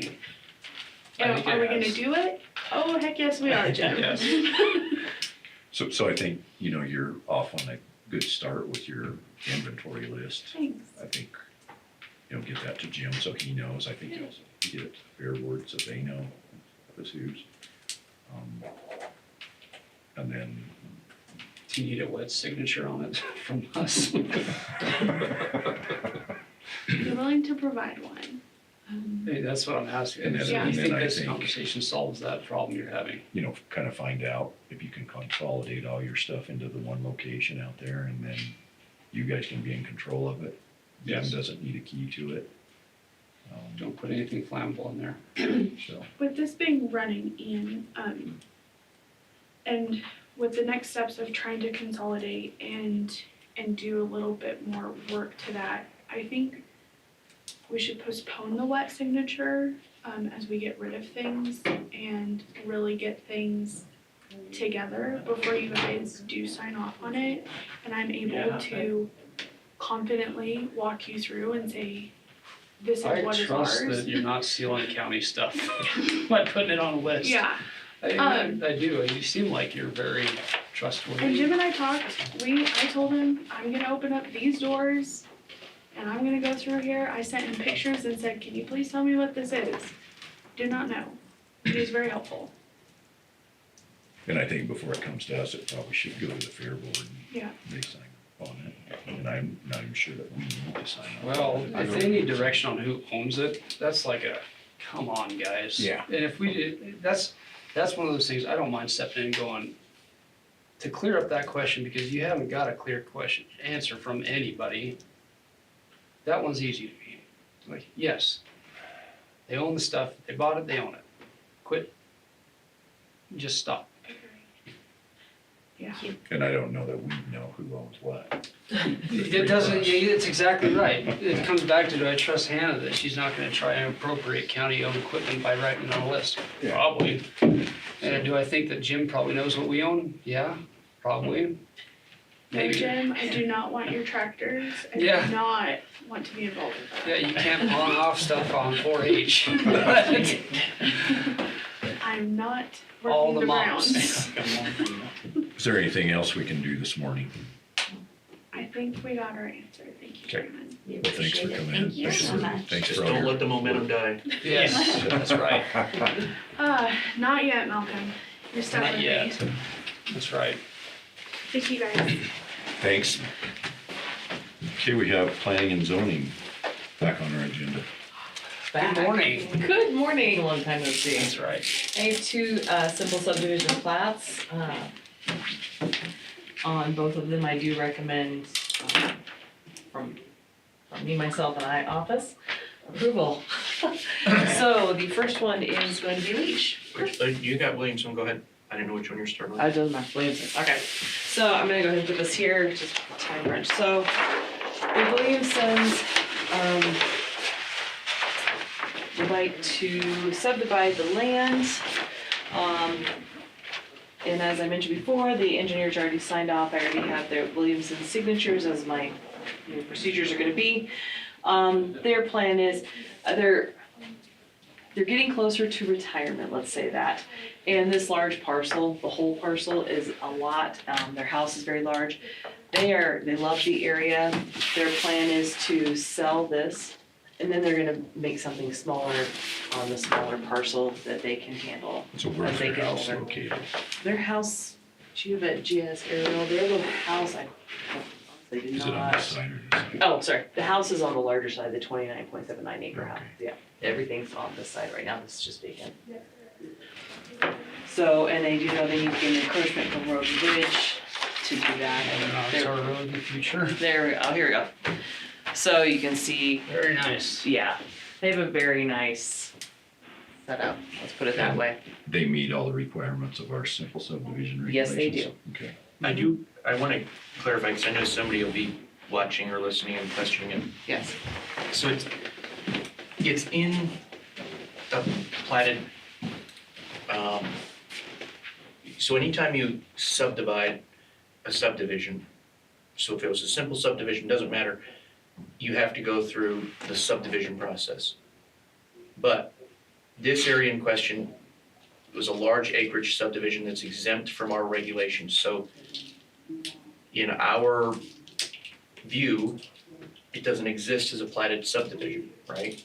Because we can't regulate them so we could if we adopted large acreage subdivisions. So because it's the entire tract is greater than 35 acres. Correct. 35 acres or more. Mhm. And so, although it's in Glendale Overlook number 5, in our view, that's not a subdivision, a platted subdivision, because it's greater than 35 acres. Yes. And so that's why it would qualify for simple subdivision. I just wanted to make sure for the YouTube hawks to know why, Thank you, Malcolm. because it is goofy. And then you have another one. I do. This is the Williamson subdivision. Oh, good grief, this is the Leech Ranch West simple subdivision. This is a large acre parcel of land that they are subdividing off for parcels. It still leaves a large, so after the subdivision has occurred, this will still keep 35, just over 35 acres on the original parcel. So with what has gone in the past, This is by. that allows them to do the 4 lots. So where's the original, or the 35 acres gonna be left? Do you have the GIS if you pull Is up? it this piece? It is up, it's south of here. It'll be on the south portion. Like over here? Yeah, South of it's this. down, down this way. Yeah, it's down. It's down over this way. Is it this piece then? Yeah, it's funky. An odd-shaped piece? It's, Yeah. And it meets all our simple subdivision It meets all of requirements? the simple subdivision regulations. Do you have the, I'm sorry, I will provide the GIS copies next time. Here you go. So yes, so if you can look at the map, you can see it does leave it'll leave a funky shape left, but it is 35 acres. Just over 35, I believe is what's left. That's an odd deal. So So in order to do a simple subdivision, you can do 4 lots or less? you can, so because the last parcel remaining is still a large acre parcel, yes, you can do 4 based upon the historical subdividing, simple subdividing that we have done in this county, yes. Okay. So actually, there's gonna be 5 lots, but one of them's gonna be 35 acres or more. Yeah, and the owners are aware that for them to do anything with that 35 acres at this point, if they were still the owners, it would need to go through a full subdivision. Okay. At this point, they are fully versed and aware of that. Just stepping in, how long has this one been on the books? I feel like I've seen Leach subdivision for about 15 years. They, the bottom right, they subdivided 2 parcels out Okay. a while ago. That's And yeah, fine. this one came up, yeah, that's why. But this one came up pretty quick and, but it's been a couple months, it's been hanging in there. So one, I will throw out there, this one reason to adopt large acreage subdivision requirements, you don't have to regulate them, but to acknowledge that balance of land is included in the division. So these 2 parcels of 5 acres each were once part of the larger parcel, right? Mm-hmm. So now we're dividing out 3 more. It looks like this is done for the purposes of evading the subdivision requirements, right? Yeah. It's doable because balance isn't considered part of the division. So the question is, should it be? And so Weren't they And- asking for a they were asking for family family member exemption, but exemption? They didn't qualify, yeah. Okay. Yeah, so they were asking for family exemption for the triangle-shaped lot 4 to be done, but the son wants to build something and then basically build it to sell it. So we talked about that in the planning and zoning when we were talking about the changes in the subdivision, and turning the simple subdivision into just a signature.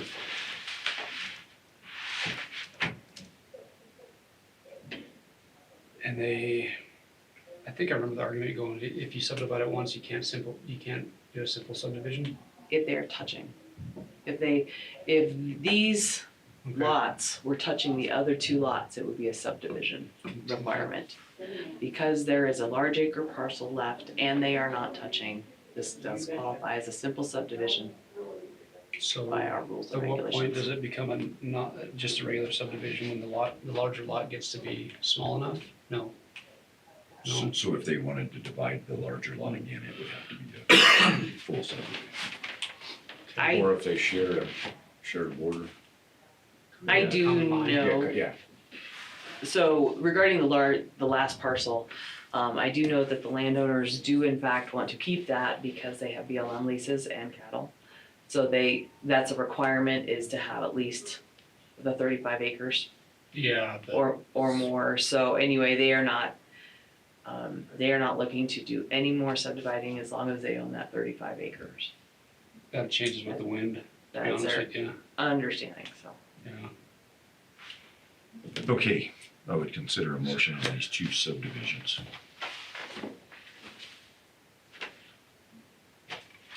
And neither of these did go before planning and zoning, so. what's that? Neither of these went through by planning and zoning, so I know with the Leach one, that was one, Malcolm and I did talk about, and so it was something I felt good about. What's the size of the lot that's left? 30, I think it's 36 and change. Okay. So it's over the 35. So Yes, yes. you'd missed this part. Yeah. Part of the problem with, no, you're okay. Part of the problem with both of these is we have not adopted large acreage subdivision requirements. So when somebody's dividing a larger tract and simple subdividing, we don't take the balance of that land if it's over 35 acres and include it as part of the division. Sure. Because it's not a separately described chunk of land according to our regs. And so with the Williamson one, it's in the Glendo Overlook subdivision, but each of those is over 35 acres, so in our view, they're not subdivisions. Right.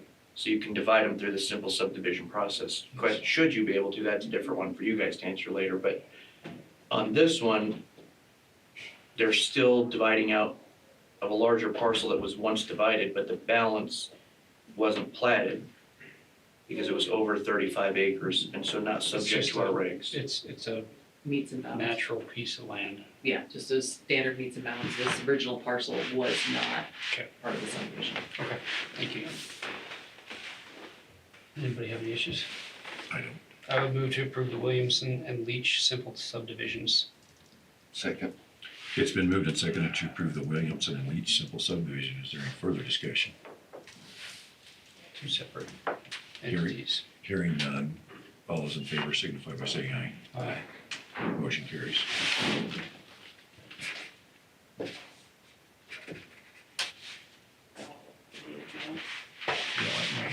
You got a new crayon this time? He does. Oh, you're fine. There's technique involved. Yeah. Hey, I can only train you guys so much. And I'll be putting these, I did also go through, planning and zoning, we talked about putting the sticker on. Do you wanna go in the front? And for the simple subdivision, we talked about, because the chairman hadn't seen it, so. Okay. So anyway, everybody's in agreement there. Anything else?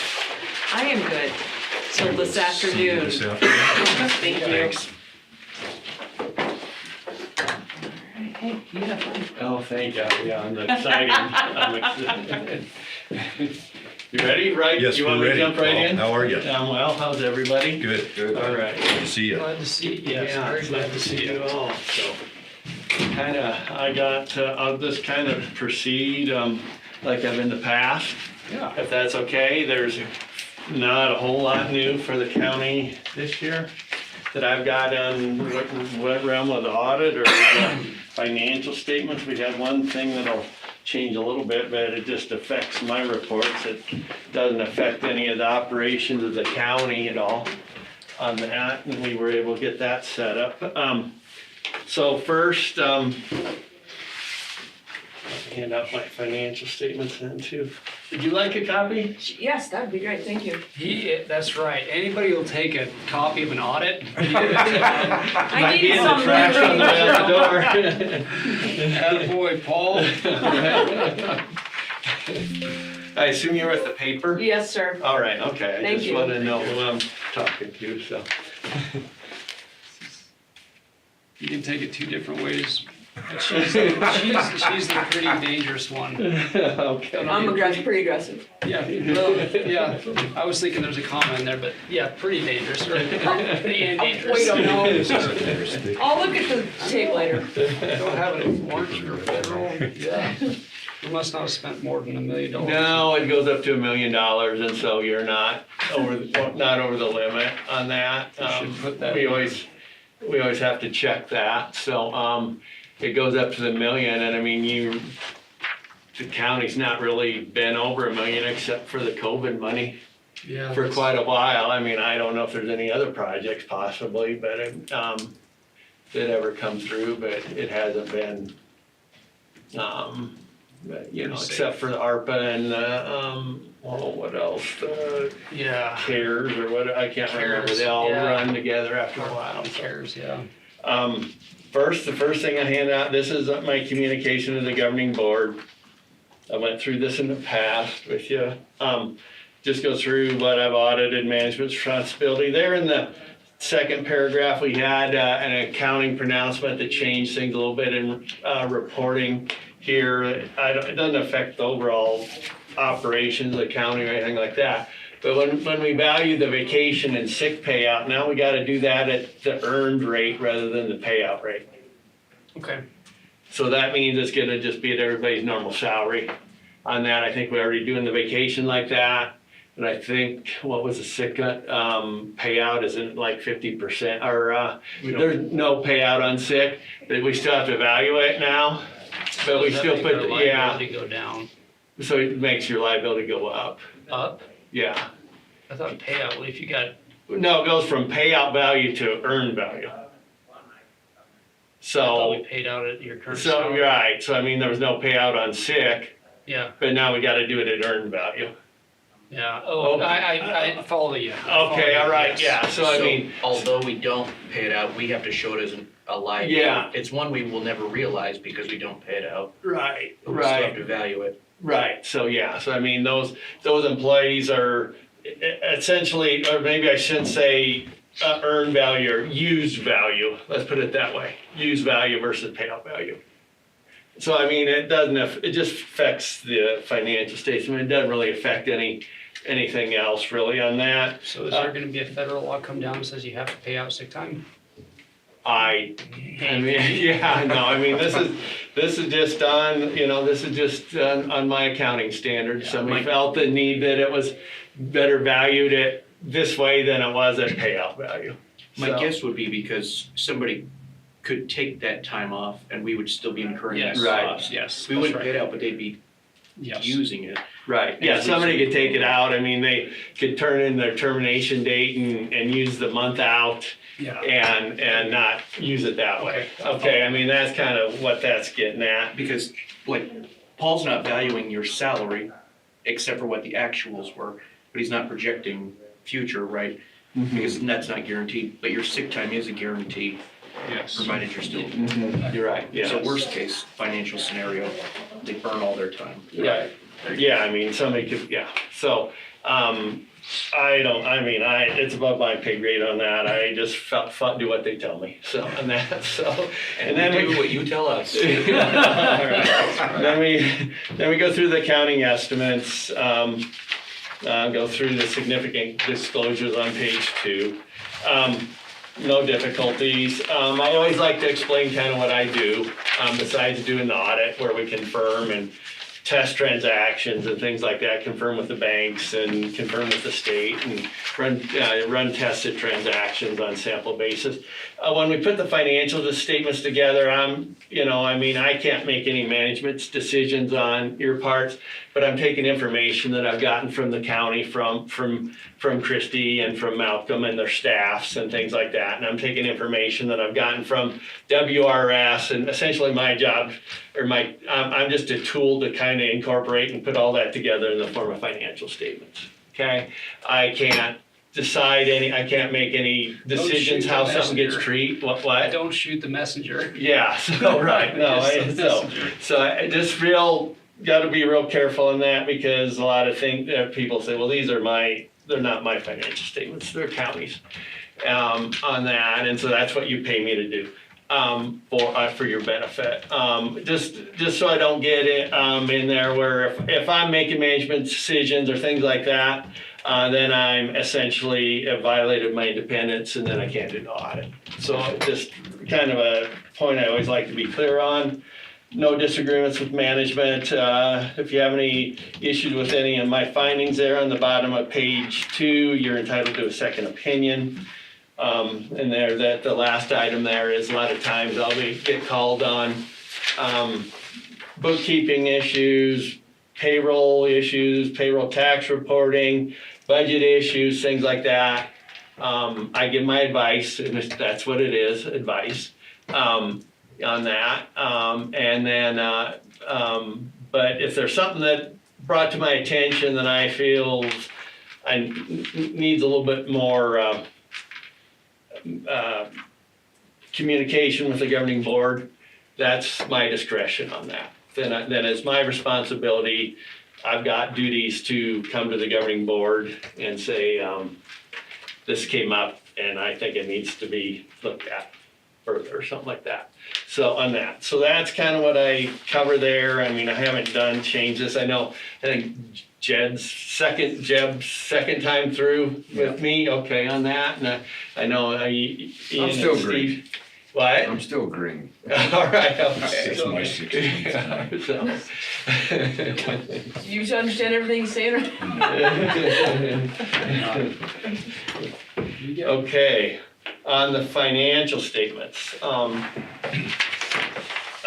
marked some things in here I'm gonna cover, and just highlighted some stuff, so, when we get the information, how it's kind of set up now is everything's all in the same fund, the library and the fair particularly, and the capital construction. We break those out when we put the financial statements together. That doesn't change the numbers or anything like that. We're just presenting them separately than how they're put together when, with internally. Does that make sense? Your books don't match our books necessarily. You have different buckets for them. Right, I put them in different buckets on that, exactly. So just want to kind of point out that, going through these, that I've taken those entities, the capital construction, the fair, and the library, and put them in their separate columns. Let's put it that way. I know, Okay. matching books is not, that's Yeah. a dangerous thing to say. Yeah, no, right. And it doesn't change what I just went through there in the prior. I mean, still the information that's been provided to me. I, haven't made any, on that. It's still stuff that came from the county on that. If you turn to the table of contents, just a refresher, we have different financial statements within this that have different purposes, different focuses. We have the budget information, that's where we start, and that's just information that's directly out of the records from the county, 31 through 32 on that. And then we move up to the governmental fund financial statements 7, 8, and 9. We're gonna incorporate information like the property taxes receivable or the sales tax receivable, things like that, that are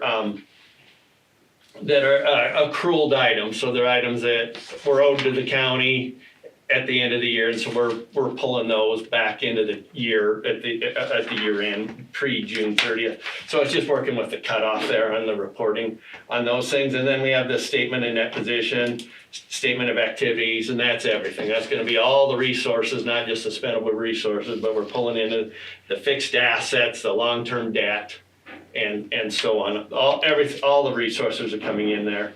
And then on 40 and 41, whenever we do an audit for the state of Wyoming, for the federal government, we're required to report on your compliance with laws and regulations that we feel are material to the financial statements.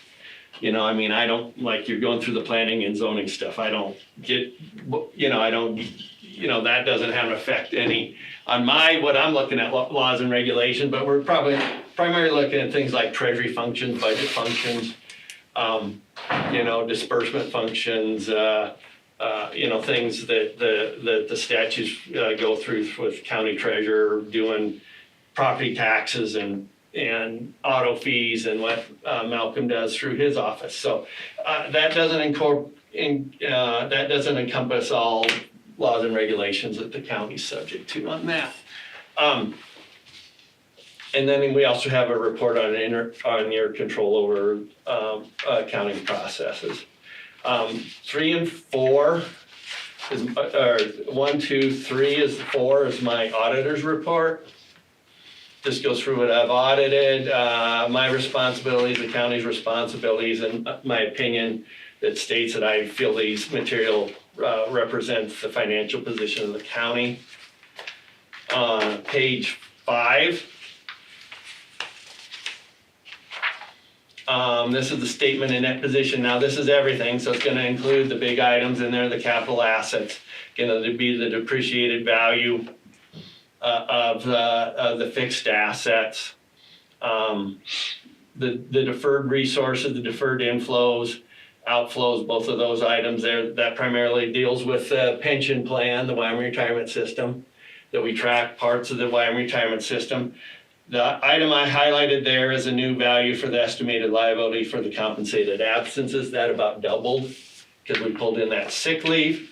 The other item right above it, the big liability, of course, I've talked a lot about that, is the net pension liability, the WRS, where you have to pick up your share of the negative amount or the underfunded. I think it's 83% funded this year, or for 24.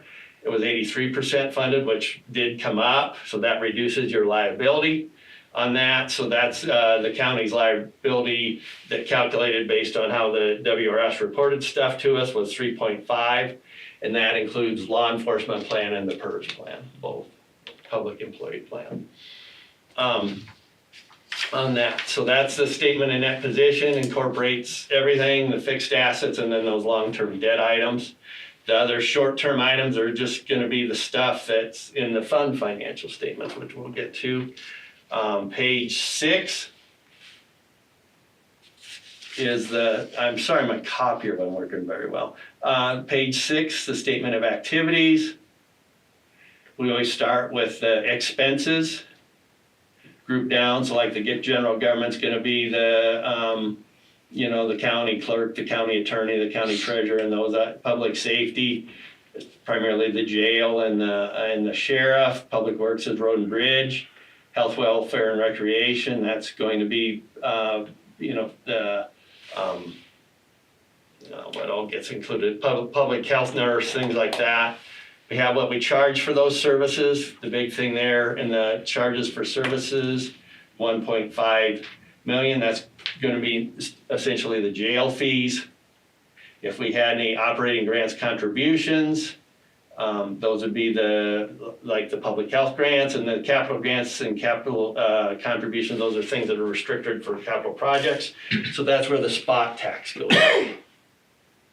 So that's where the spot tax is gonna go in there. Say that one in the.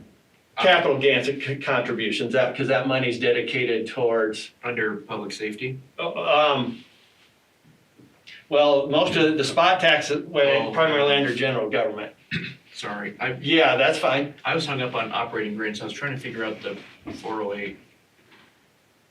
Oh, 408, I can look on that. I could check and give you that, what that is. I think I figured it out. Okay, all I think right. it's, a part of it is the COPS grant.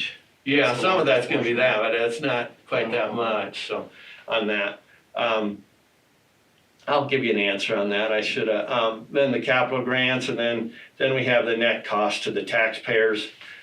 We came down there, I highlighted a profit under this method of 1.8 million for the county overall. But a lot of that's dedicated into that spot tax money that's gotta be used for the courthouse renovations on that. So, I mean, they pretty, kind of offset there.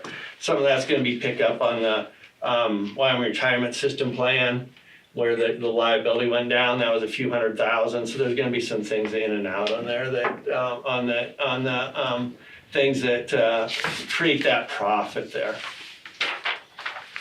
Now I'm gonna go to any questions on any of that. I'm gonna go to the fund financial statements. Did you say fund or fund? Fund. I heard it both ways. Balance sheet, the governmental funds, and those are on 7 funds. I can understand the confusion. Isn't it all fun? Yeah. Yeah. And so I went in there and I put the red was last year. Okay. And so you can see there's not a whole lot of difference from last year. And so this is just gonna be on the spendable resources.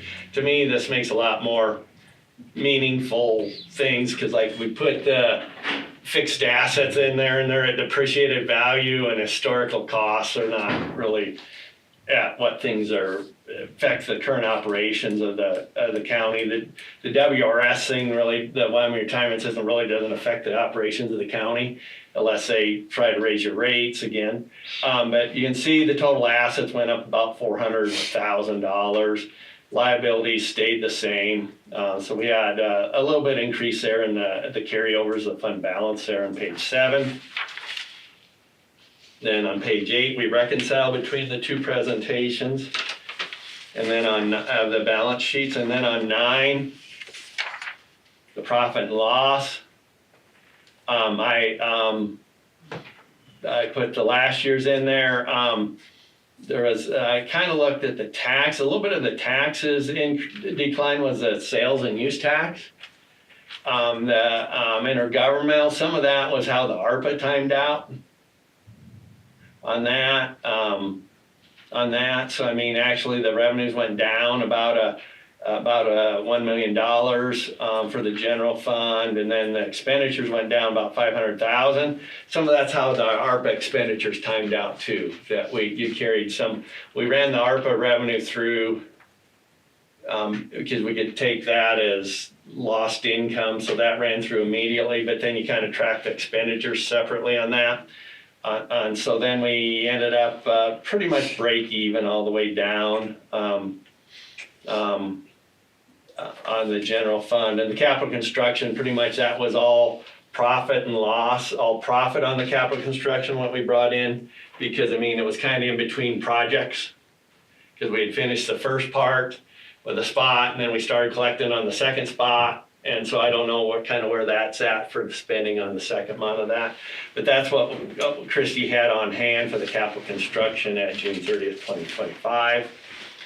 And then on page 10, we reconcile between the two profit and losses. Page 11, this is just the fiduciary funds, and this is just primarily what the taxes in and taxes out that don't belong to the county. Well, sorry, I do want to back up just real quick to 9. Yeah. And I want to make it clear because I know there'll be some folks that question. So when we talk about the net position of the county increasing, and primarily due to the spot tax, I think it's important to remember under the 2018 approval, we bonded, and so we obviously had that obligation to pay. So we weren't actually collecting and holding the funds, right?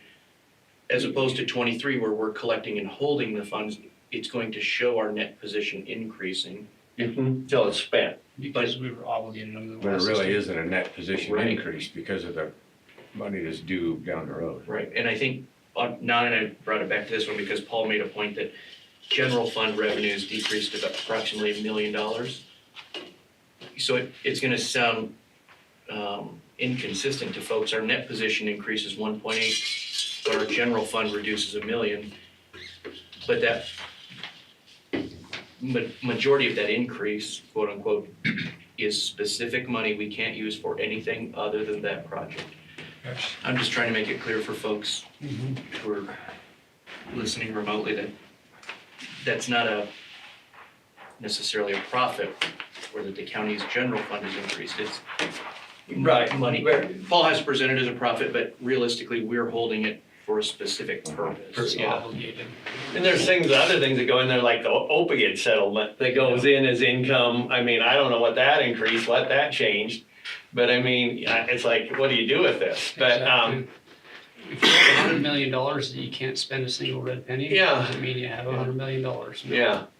So I mean, there's just things like that go back and forth into this thing that kind of, a lot depends on when you cut stuff off, I think, and I think Malcolm had a very good point on that. Because I mean, we're dealing with restrictions. I mean, that's why we tried to break that capital construction fund out when we present that. So we show it as restricted. So it's shown that that is dedicated for that purpose. Okay, on that. Okay, yeah, thank you, Malcolm, that was a very good point on that. So, on the footnotes, a couple things I wanted to point out here. We'll go to page 12. We define what's included in the financial statements there on note 1. Go through the significant accounting policies used to prepare the financial statements. They go on through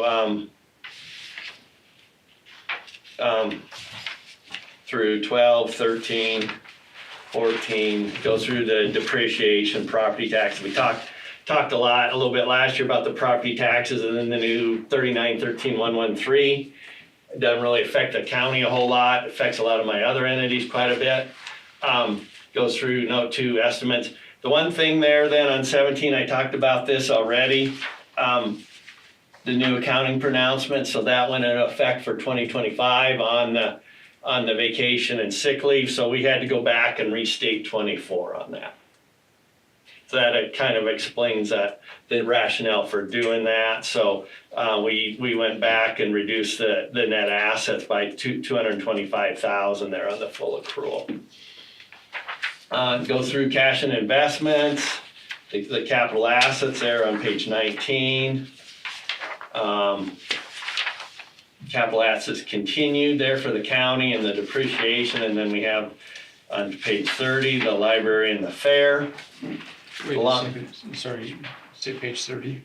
20, I'm sorry, 20. And then I talked a little bit about the long-term debt. Here's a summary of the long-term debt. We have capital lease, again, that's pretty much the greater leases, the payout on those, the vacation and the sick. So once we restated 24, it really didn't change a whole lot to the end of 25. And then the pension obligations declined by, had a deletion of 338,000 on that. Have a detail there on the greater leases. The one thing then on page 22, since we're redoing this, we're redoing the vacation and sick. We went in and put in, I took this pretty much, I took what I thought was applicable for the financial statements out of the personnel manual and tried to summarize down the important points that I saw there. So I mean, if you have something to change on that, Malcolm, you're more than welcome to that, okay? I copied and pasted and I kind of selected, there were some things that went into detail about stuff and things like that. I didn't pull those in, but I wanted to capture how the sick leave and the vacation generally work, okay, on that. Page 23 goes through the pension plan. I don't know, it goes on for a long time. Yeah, 7 or 8 pages on this. It's like whoever wrote our standards on that is just kind of overkill. Okay, I'm not gonna go through all that. It goes through goes through how contributions are figured and things like that. And then we added one item there. Okay, we talked there about number 10 about restrictions in the general fund. We show the E911 system, the opioid settlement, and the state and county road funds is restricted. And then we just added a brief note on the spot tax. Where are you at? Oh, I'm sorry, page 30. Okay. I'm sorry, page 30. And that note 10, we talked about the restricted items in there. And then on note 11, just a brief description there of what the spot tax was. Christie provided some information about the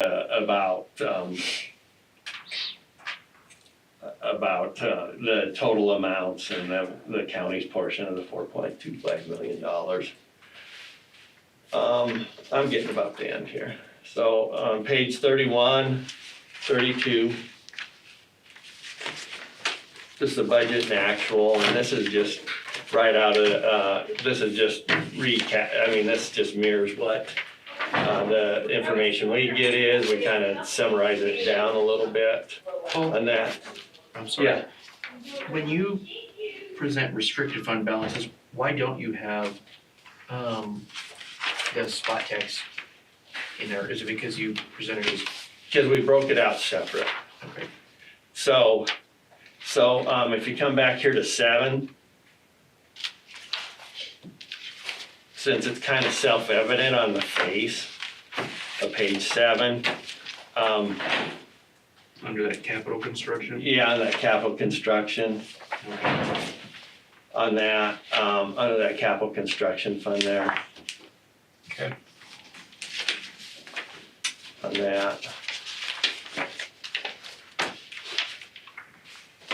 So that's why, so there's what we restricted things for there on page 7. Okay. On that, I could add in here, we could add in there,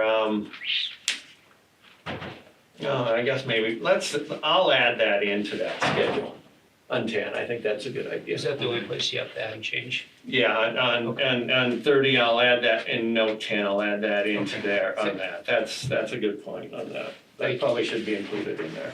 Thank you. On that, so yeah, so on that, we'll increase that and put that in there, so that's gonna increase the restricted up to about $2 million. Doesn't change again, like you said, it doesn't change the profit and loss. Right. But it changes Just how how it's spent, yeah, that's a good point, thank you on that. Of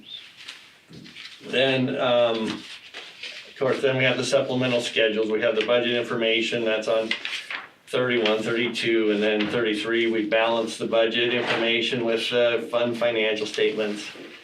Then I got a bunch of statements here again on WRS on page 34 through 37.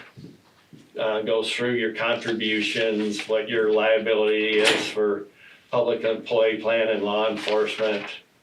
And then we have the same information on 35. That's the library fair. We gotta do this stuff out for 10 years, which makes no sense. But I mean, the library and fair are now incorporated into the rest of the county, so they're included there. And then on page 38 and 39, we have balance sheets and profit and losses for the library and the fair. There in the fair, of course, the library has its own mill. So on page 39, a portion of a mill, I can't remember exactly what it is. So there on page 39, we show those property taxes, but then on the fair doesn't have a mill. So we show what the county put in to pay for things for the fair on that. So I mean, that's why we showed as county contribution rather than property taxes there on the fair. On 39? On 39, yeah. So essentially, I think that should be pretty close to the fair's budget. Oh, okay, I follow, yes. I think that's pretty much what the fair spending was in the 24-25 budget, pretty close to that 123. And then we have, So the county contributions on the general revenues are what we put into the fair. Right, yeah. Side. That would look like what their mill levy would be. yeah, right, that's, Okay. yeah, I mean, yeah, because the mill levy's gone. I mean, we talked about, about instead of doing mill levy for the library, I mean, I don't care either way. I mean, I have a lot of counties instead of doing the mill levy for the fair and the library and things like that, they're doing a block grant. And they're saying, well, I mean, we're gonna give you 20, like the library is getting a mill of about 400,000. I have one county that breaks that up and just pays 100,000 a quarter to the library, and then the county's getting all the 12 mills, and then you're essentially granting money to the other entities. I've got it going both ways on that, on different counties, so. It'd be interesting to see what I'm gonna take from it is how much of a mill is that, what does that lead to? Are they getting overpaid or is it a good deal for them? Right, yeah. Yeah. Yeah, I think actually maybe the property taxes for the library went up, so I think, did you increase their mill? Yeah, they went down. 24, 24, 25, yeah. They went up, yeah. I mean, they had a lot of, the library was up to, they were carrying cash of 280,000. Library was? Yeah, at the end of June on page 38. Yeah, that's right. And then the money in the fair there, the cash in the fair is essentially money that their escrow, I don't know what you call them, their escrow accounts have, on that, so. And then of course we have our findings, and we didn't really have any issues. Everything was good there. I appreciate Malcolm and everybody, if you have any, if there's anything you want to change, I'd appreciate it. That's what, they're your financial statements, and that's why I have other CPAs that come in and just do the final, and it's like, well, I want to explain it to you before, because if you have changes or questions on things, I think you have that right. So on 39, page 39. We do, so the library, or the fair, excuse me, we still have an account that's reserved out specifically for them. It was the money that, when they were collecting a mill levy, they had an account. And so. And what they're doing for fundraising is going into that account too. Right. So you're thinking it would be restricted use? Well. Is it though? Because what I'm reading on here is, that 134, that's what the essentially property tax would pay for. Yeah.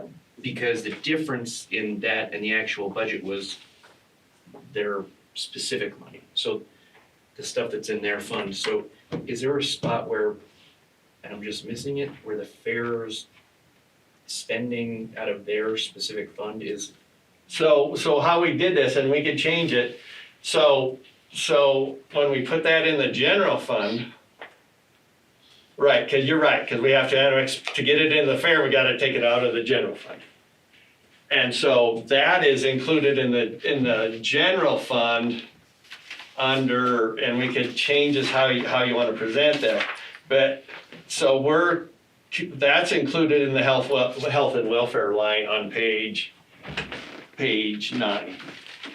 Is their specific money? Yeah. Okay. And I don't know, at some point, somebody came up with these 5, 6 categories to summarize stuff down. All the counties do the same way.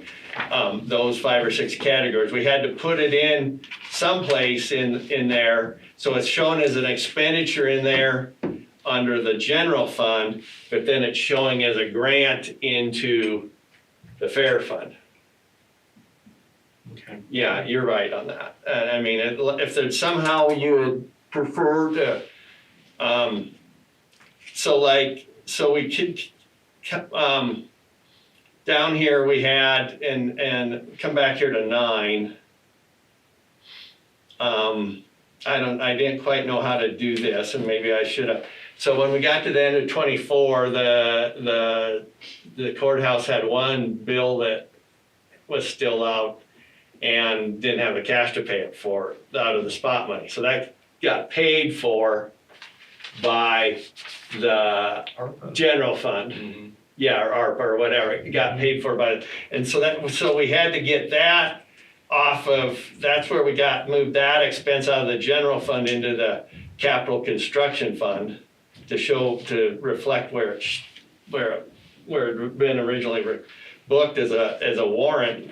And then so we could show I really can't show a transfer between the primary government like we do here, that's everything under the commissioners, between the primary government and what we call the component units. So, I mean, you think about that, if there's like, we could put a footnote in that says we could add a footnote that says the fare was subsidized 100 and whatever amount. 123,000. 123,000, and put it and add a footnote into that, if you'd like to do that too. Well, more what I'm worried about is,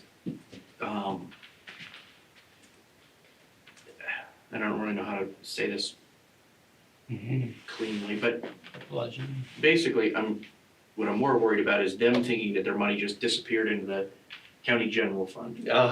Where we still have it reserved out. We cannot use it for any other purpose besides fare, but how to show it not necessarily as a component unit. Well, I mean, I'm showing, so when we come back here to, I understand your point. When we come back here to 38,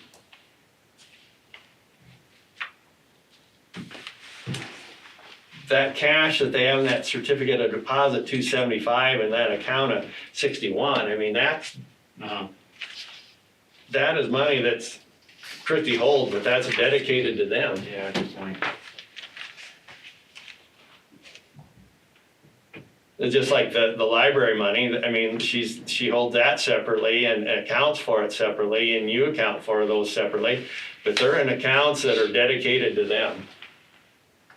Okay, I think I'm gonna email you and Marissa what I think might clarify a little bit for me. Okay, that's fine. Okay, that's fine, Malcolm. Okay. Don't try and bring our understanding up to where you need to be. It'll take too much time. Write an email. Yeah, no, that's fine, and yeah, that's, we'll get those things incorporated, Malcolm. Okay, thank you. The only other question I had, totally off the wall, is page 28.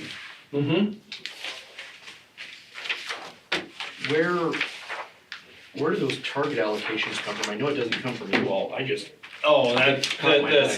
The state publishes that. The state puts that on their website. So, I mean, a lot of this is stuff that the state puts on their website that I have to go in and copy from them and paste that from them. And that changes annually on that.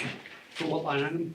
What? For which line item, or is that just? Oh, if you come back here to 28, the state, under the pension, they have targeted things, how they want their assets allocated. Yes, okay. And what their expected rate of return on each of those pools of money is.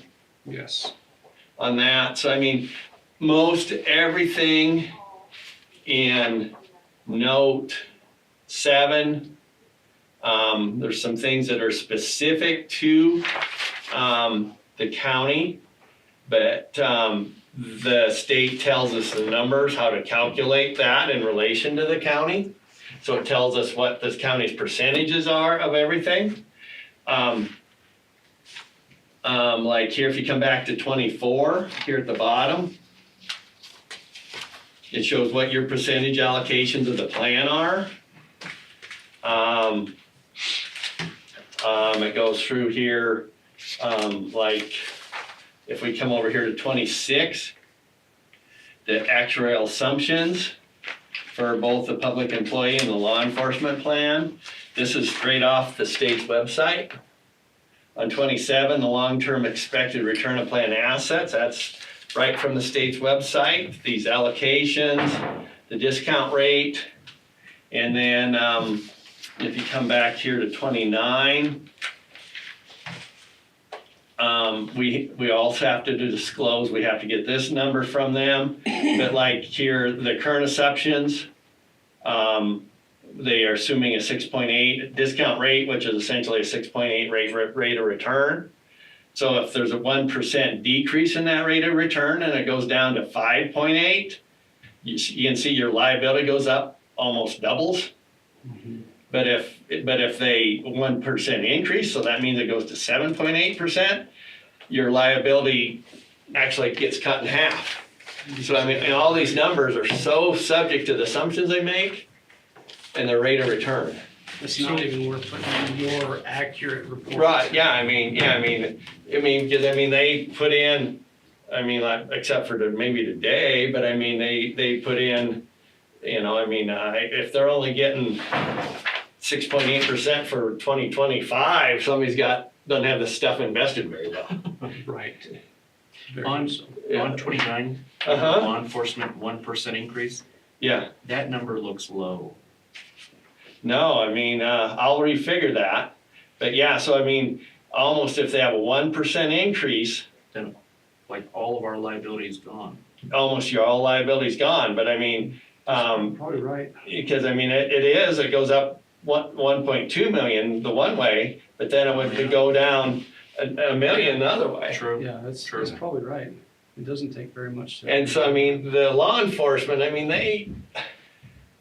PERS are pretty, they don't make a lot of changes in PERS. But in that law enforcement plan, they make assumption changes all the time. I don't think they've reevaluated the assumptions on the PERS plan for about 5 years. I think the law enforcement plan in that time frame had probably reevaluated the assumptions twice. So I don't know why that is. Increased setbacks, increased multiplier to 110% for a bad year. Yeah. Now the state sent me a couple emails I apologize on this, they've changed kind of how they want stuff done. It used to be, I would let the state know, I don't know who your representative of the state is it still Suzanne Moreno? Yeah. And she'd say, okay, just let me know the status. They want me to send an email saying that we need an extension. Everything's pretty much done. I do need to, I need to get the letter back from Doug. I did just email that to you. Okay, all right. If he just emailed that to me, then I can have, it's not on letterhead, but I can have we have our representation letter and that wraps everything up. Okay. On that, so, I don't have it on letterhead, but if you wanna sign the last page, have that signed today and sign the last page and then come back and put page 1 on letterhead, I think I'm pretty well finished up with everything. I would like to go through stuff once and I'd like you to look over those things we talked about. Is that for acceptance this year or engagement next year? Acceptance of this year. And I'd hoped to get things done in December and I just wasn't able to get there. I don't mind. We've got a lot of stuff going on. Yeah. No, and we're still fighting the same thing. There's just. Paul's saying that because we have the state breathing down our neck then they send you these borderline threatening emails, so. Yeah, and it's, the state's audit's not done. Did you point that out to him? Yeah, I'm sorry, I feel bad, it makes me feel like I failed. Paul. No, so, Coming up. but it's, on that, they just said, it used to be I'd get an email saying, what's the status, and I'd say, well, I'm meeting with the commissioners today, and, you'll have it in a few weeks after that, and they were fine with that, and now they're. As far as I'm concerned, Paul, it's you and us against them. All right, okay, all right. That goes back to thee and thus, Yes. from them. So, What's good for them, yeah, they don't have to. I don't know, they seem to be a little more, I don't want to say adversarial this year, but they're just not, I think that's the mood down there. It's contagious down there. Yeah. yeah, okay. All right, serious. Okay. Very good. Okay, I mean, used to, yeah, so, on that, but that's kind of where I'm at with everything, so, we need a motion to accept the audit and. with those changes that Malcolm, we're gonna follow up on. Please sign it. I would move to accept the 2025 audit from Leo Riley and Company with the changes discussed and allow the chairman to sign. Second. Okay, it's been moved and second to approve the audit from Leo Riley and Company with the changes discussed and allow the chairman to sign. Is there any further discussion? Hearing none, all those in favor signify by saying aye. Aye. Motion carries. Well, I really do enjoy when you come here. All right, It's not all just right, trying to get I'm your glad good sides. somebody does. I'm gonna go- I appreciate the engagement, I go some places and, you know, people are sleeping So and you gotta wake them up? you gotta wake them up and, If and I you see that $1 appreciate. million is in the red there. Yeah. Yeah. And I appreciate, I go some commissioner places and it's, I don't know, it seems to be a lot more contentious between the commissioners some of the places anymore too. Finding all our dirty laundry. Yeah, thanks. And then, so, and I've been working with Malcolm and Christie a little bit on, the new program. I have worked with the program a little bit. Things are set up a little bit differently here than they are at the place I work at it with, so, I'd be happy to help and do whatever you need on that and any advice, or any advice or whatever, or input. How to set up reports for you. Yeah. So, on that, so. We, one thing I've been talking to Paul about, Paul's been excellent help with it, trying to clean up our chart of accounts, but, our fixed assets currently document for, visions, tracks, all those. That's one, drawback of YCATS, it doesn't track fixed assets, but there are mechanisms that do it. And so one of them, which I personally am leaning towards a little bit, is actually having Leo Riley track them. So we provide a list of assets, their depreciation schedule, and then they track them.